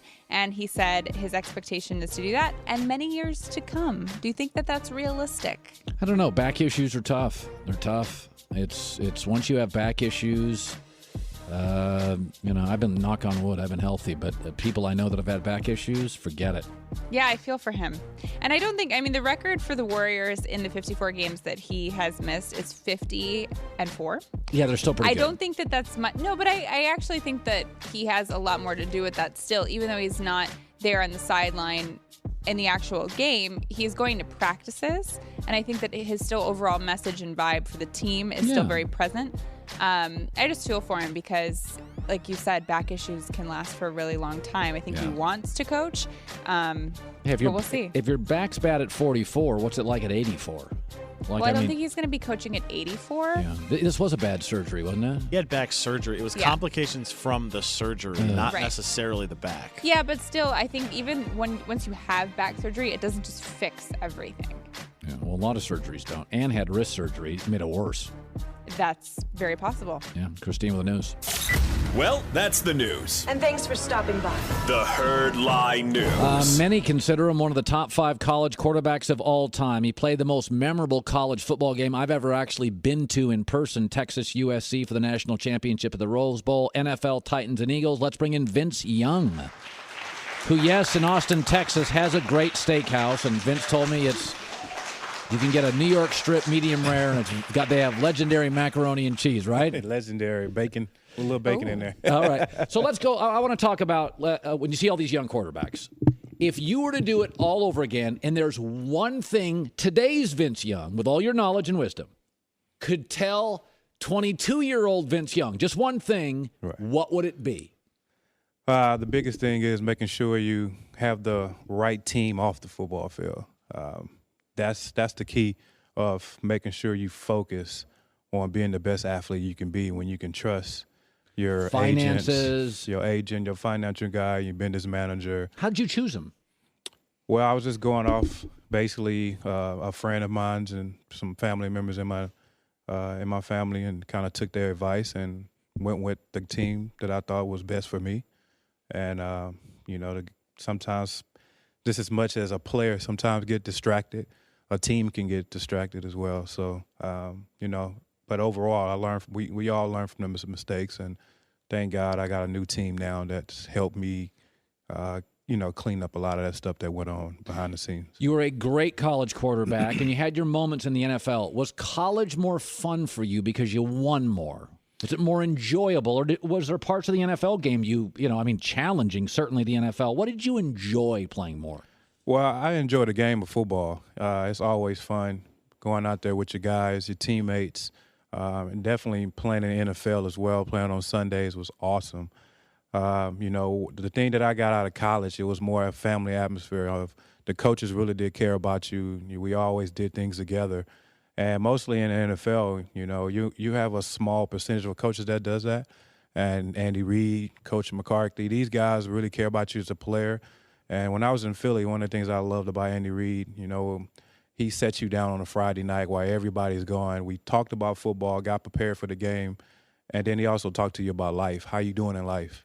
So what some of the things are you doing to make sure you're okay, things like that. Michael Vick liked that about him, too. Yeah, and when you have that out of a coach, that is not all about the work process of it. When you got somebody that care about you as a young man or a man, I really feel like that's somebody you would love to play for. When you look, when you played, there were huddles. The game was a little slower. Now it's like sandwich boards, no huddles, go, go, go. I could make an argument that every guy that comes into this league should just sit for a year. Do you wish sometimes, I know you're competitive, you could have just, let me learn this system. At Texas, I don't remember if you started the first game you were there at 18 years old, but if you could do it again, would sitting for a year and a half have been the worst thing? Not really. It depends. It depends what system you come from and the background and things like that. What I like about Texas football, definitely the high school coaches, they're teaching the young quarterbacks now how to read defenses. That's key. They weren't 10, 15 years ago? No. It was mostly they go out there and play football. And especially with the new speed-paced offense, they're not reading anything either. And I don't feel like that's going to prepare them for the pros. So now, as all things I've been seeing in high school football, they have been teaching the cover twos, the basic things about. So high school football coaching's better. It's better. From with 7-on-7 in the summertime, coaching and different coaches. It's helping the younger quarterbacks, learn the game, the pre-snap read, what you're saying at the line of scrimmage, because a lot of things happen at the line of scrimmage, and if you can see that and put yourself in a better chance to have a better play, I think those type of things are going to help a lot of the young quarterbacks, and you can see it to this day where Andrew Luck and all these type of guys are doing it. Yeah, I was looking, your top 5 college football quarterbacks of all time. You put Steve McNair, yourself, Tebow, Vic, and Matt Leinart. Let's go to the USC-Texas game, the best game I've ever been to in person. Mm-hmm. It was ridiculous. Roger Clemens was on the sideline. It was Reggie Bush. It was you. I mean, it was like Superstar. It was a Super Bowl. It's I've never gone to a football game, including Super Bowls, that felt bigger. Right. Did you know in that game, did you have a sense good God, this is good. This is crazy good football. Yes. Did you know it was that exciting to the viewer? No, not really. I was so nervous. I was so nervous and focused and enjoying the atmosphere of, Leon Ryan singing the national anthem. Yeah. The Rose Bowl committee doing the corn toss, Mickey Mouse. I was so excited just being there. And you're admitting you were nervous. Oh, yeah. I play better when I'm nervous anyway. So I was so nervous of the game. It was a time that I was on the sideline. I didn't get in the game for a while because the USC had the football for a long time because we fumbled a punt return. So I was still on the sideline with butterflies. Right. Vince, when you look at your NFL career and you look at kind of the way the business works, come in, start, here's your money, do this, do that. How much of the stuff that didn't work is you? How much is the coach? How much is the owner? How much of it is just, I wasn't mature, I wasn't ready? How much is, man, the system didn't work for me? Like, when you go back and look, where do you point to things that didn't work? Well, I can speak for myself is, just the literacy of the business part of it. After Steve McNair passed away, he was my guy I leaned it on for that type of advice. Right. But the skill set standpoint of it, like you said earlier, I really feel like I did a really good job with that because of the fact, Rookie of the Year, you were a big, strong, mobile quarterback. You were a little Marcus Mariota, to be honest with you. Just playing the game, just trying to win and having a great chemistry with my team. That was great. And I don't think none of my old teammates can say that Vincent didn't come in here ready to play and was hard-working quarterback. This is the part of the business part of it. And it threw you off. Threw me off. It wasn't a family origin. So you were worried about that half the time. Not half the time, but when you're getting prepared to play during the week, it was a couple of distractions when you're trying to prepare yourself to play.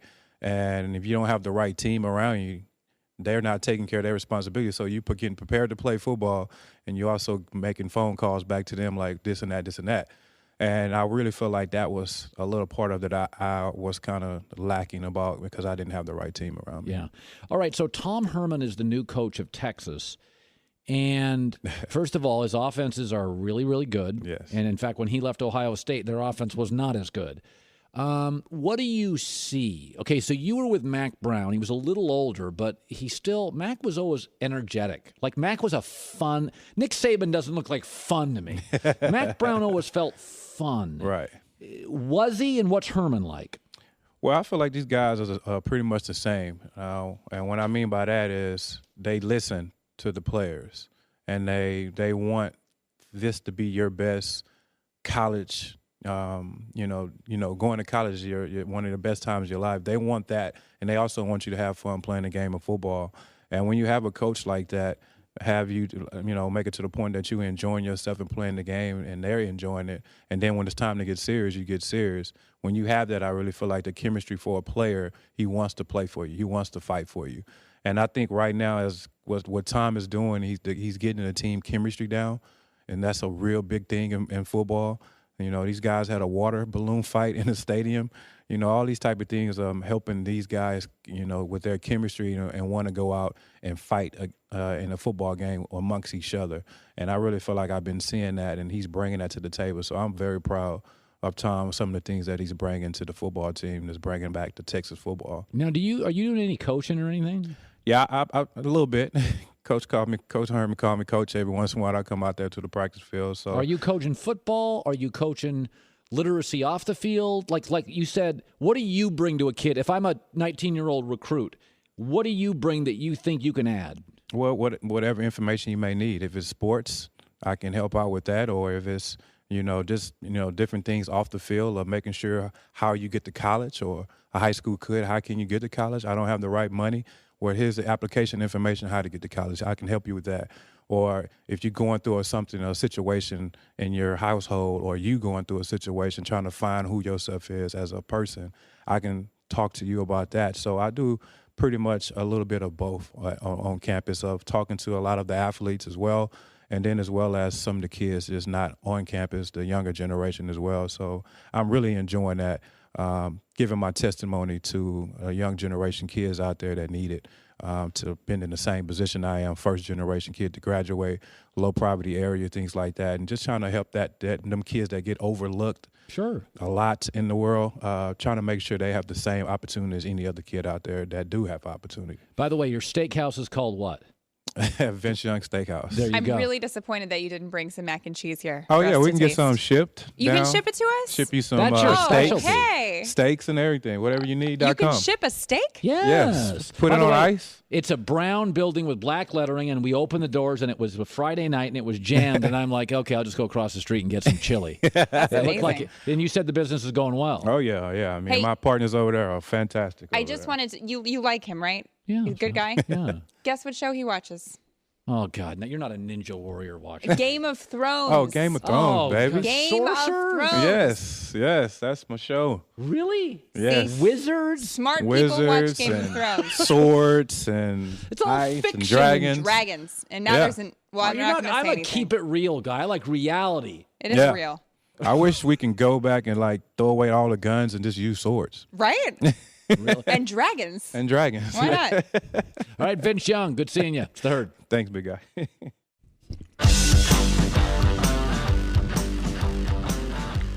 Story today is Odell Beckham. A lot of drama last night for a sprained ankle. Christine's defending him. So we decided we'd play a game Are today. you still eating? I'm done. We decided we'd play a game today. Let's roll the tape. It's time for everyone's new favorite game, wide receiver or Mariah Carey. Really? Yeah. Here we go. All right, so I'm going to read these to you. You You're have to calling them guess both if it's- divas? Is that Yes. what this is? Wide receiver. Is this wide receiver or is it Mariah Carey? Yes. Okay, so this diva recently went on Instagram to announce that he or she fired their personal chef. Is that Antonio Brown or Mariah Carey? Mariah Carey. That was Antonio Brown that did that. God. Second one. This diva once booked two $10,000 suites at the Beverly Hills Suites, one to sleep in and one to store their luggage in. Was that Terrell Owens or Mariah Carey? Mariah Carey. Did you know that one? Well, I would have been, Do you follow her on Instagram? no. Okay. All right, you're 1-1. This diva lashed out at Ryan Seacrest when the diva attempted to prepay for 45 friends at a restaurant that Seacrest co-owns, and the restaurant said, "Take your business elsewhere." Was that Chad Ochocinco or Mariah Carey? Chad Ochocinco. Wow, you know your divas, huh? I was total guess. I cannot believe Chad That was a did big that. story. That was a big story? Yeah, I remember reading Like that. like the avian bird flu or mad cow disease big story? Big story. I never saw Tom Brokaw lead the news with that story. The big story? It doesn't go for Tom Brokaw news. Oh, good evening. Ocho Cinco is in big trouble at a restaurant. All right, last one. This diva recently went to a restaurant and gave them a playlist so they would play entrance music when their party entered the smart. restaurant. That's smart. Was that Michael Irvin or Mariah Carey? It better be Mariah Carey. It was. That's Very a nice great job. idea. Why wouldn't you do that? That is so needy. No, it's 3 or not. 4. Why wouldn't you want to listen to your favorite kind of music on your birthday? When you enter the restaurant, Why not? Like, okay, when I get there, hey, can you guys play this music? because there's 80 other people in the No, restaurant. that My means guess they is- expected it to be played as they walked in, like a So? wrestler. So you want like a ring walk. Why not? You can have whatever you want on your birthday. You can. And then you're 12 years old and you have to be a grown-up. No. Like I used to work with a guy that was into his birthday. He was like 40. I'm like, what a nerd. Just because you don't like your birthday doesn't mean other people shouldn't like their love birthday. my birthday, but no, after you don't. You hate your birthday No. and everyone else's. See, other people like to celebrate that they're alive another year. Like, look at the accomplishments I've made in this time that I've been alive. Well, I've been more of a I'm happy I'm not dead. been more of a diva for another year. That's one of the most fun. I've had a lot of fun with that game. It was called. I'd love to play that more often. We could put new divas in all the time. What did Chad Ochocinco do? That is incredible. He was upset about going into a restaurant, and they told him to leave. He tried to prepay Yeah. for 45 friends at a restaurant. Yeah, that would be tough. How do you prepay? Because you don't know what everyone's going to order. Why would a restaurant turn down That too. food, like money from 45 people? And they told him, take your business elsewhere? Yeah. And you said, Christine, that was a big story. Yeah, I need to read more about it. I forget, but I remember reading about it at the time. Like People Magazine or something? I don't know. It was probably like a e-news. Listen, if it's not on Huffington Post, I'm not interested. When are you going to read Slam magazine? Read what magazine? Slam. Oh, that's garbage. That's just ridiculous. Sugar Ray Leonard's on my show tomorrow. Oh, RJ Bell's on the show, so he's going to talk about... Oh, he's going to be here sitting down. And Sugar Ray Leonard lives around the corner, doesn't he? I think he does. Very exciting. And I have to apologize for my hair today. People say it looks crazy. Well, you just need a haircut. Yeah. What are you doing after work today? You can. Yeah, I got to go to the dentist. Again? Third time in a week. Floss. Just First floss. of all, first time was a cleaning, and then it was a Cavity. It was a bunch of fillings. Today I got to work again on the cavity part. It's just, listen, first of all, I'm agitated all the time, so I chew with a great deal of anxiety. And I chewed an almond, and it messed stuff up, and, you know. You're blaming your cavities on an almond? Yeah, it's just when you have a lot of anger and anxiety from having to, you know. Deal with me every day? Just deal with stuff. Uh-huh. And so I have to go. Let me just tell you, the only good thing about my dentist is he has well, he's a nice man and everything. And but they have a television that you pull over and you can watch Netflix. And so I watched my first episode of Ozark there a couple of weeks ago, and it got me hooked on Ozark, and I watched the whole series. Then I just wrapped up Sunday. It was fantastic. And you have headphones in too? Oh, no, everything. It's great. Now, today nice. it's cavity, so it's going to be like an hour and a half of just heavy drilling. It's going to be like road construction work. You should watch something peaceful. Yeah. You know you should watch Well, American Ninja Warrior. That's not going to happen. Why not? You have an hour and a half. That's perfect. You just take the commercials out.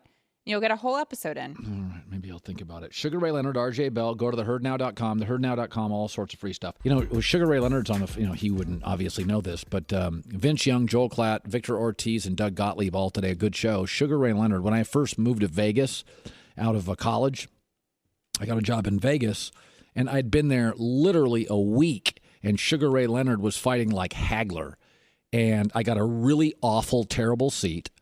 And I brought a little bit of money to Vegas, and I very, very quickly went to this fight.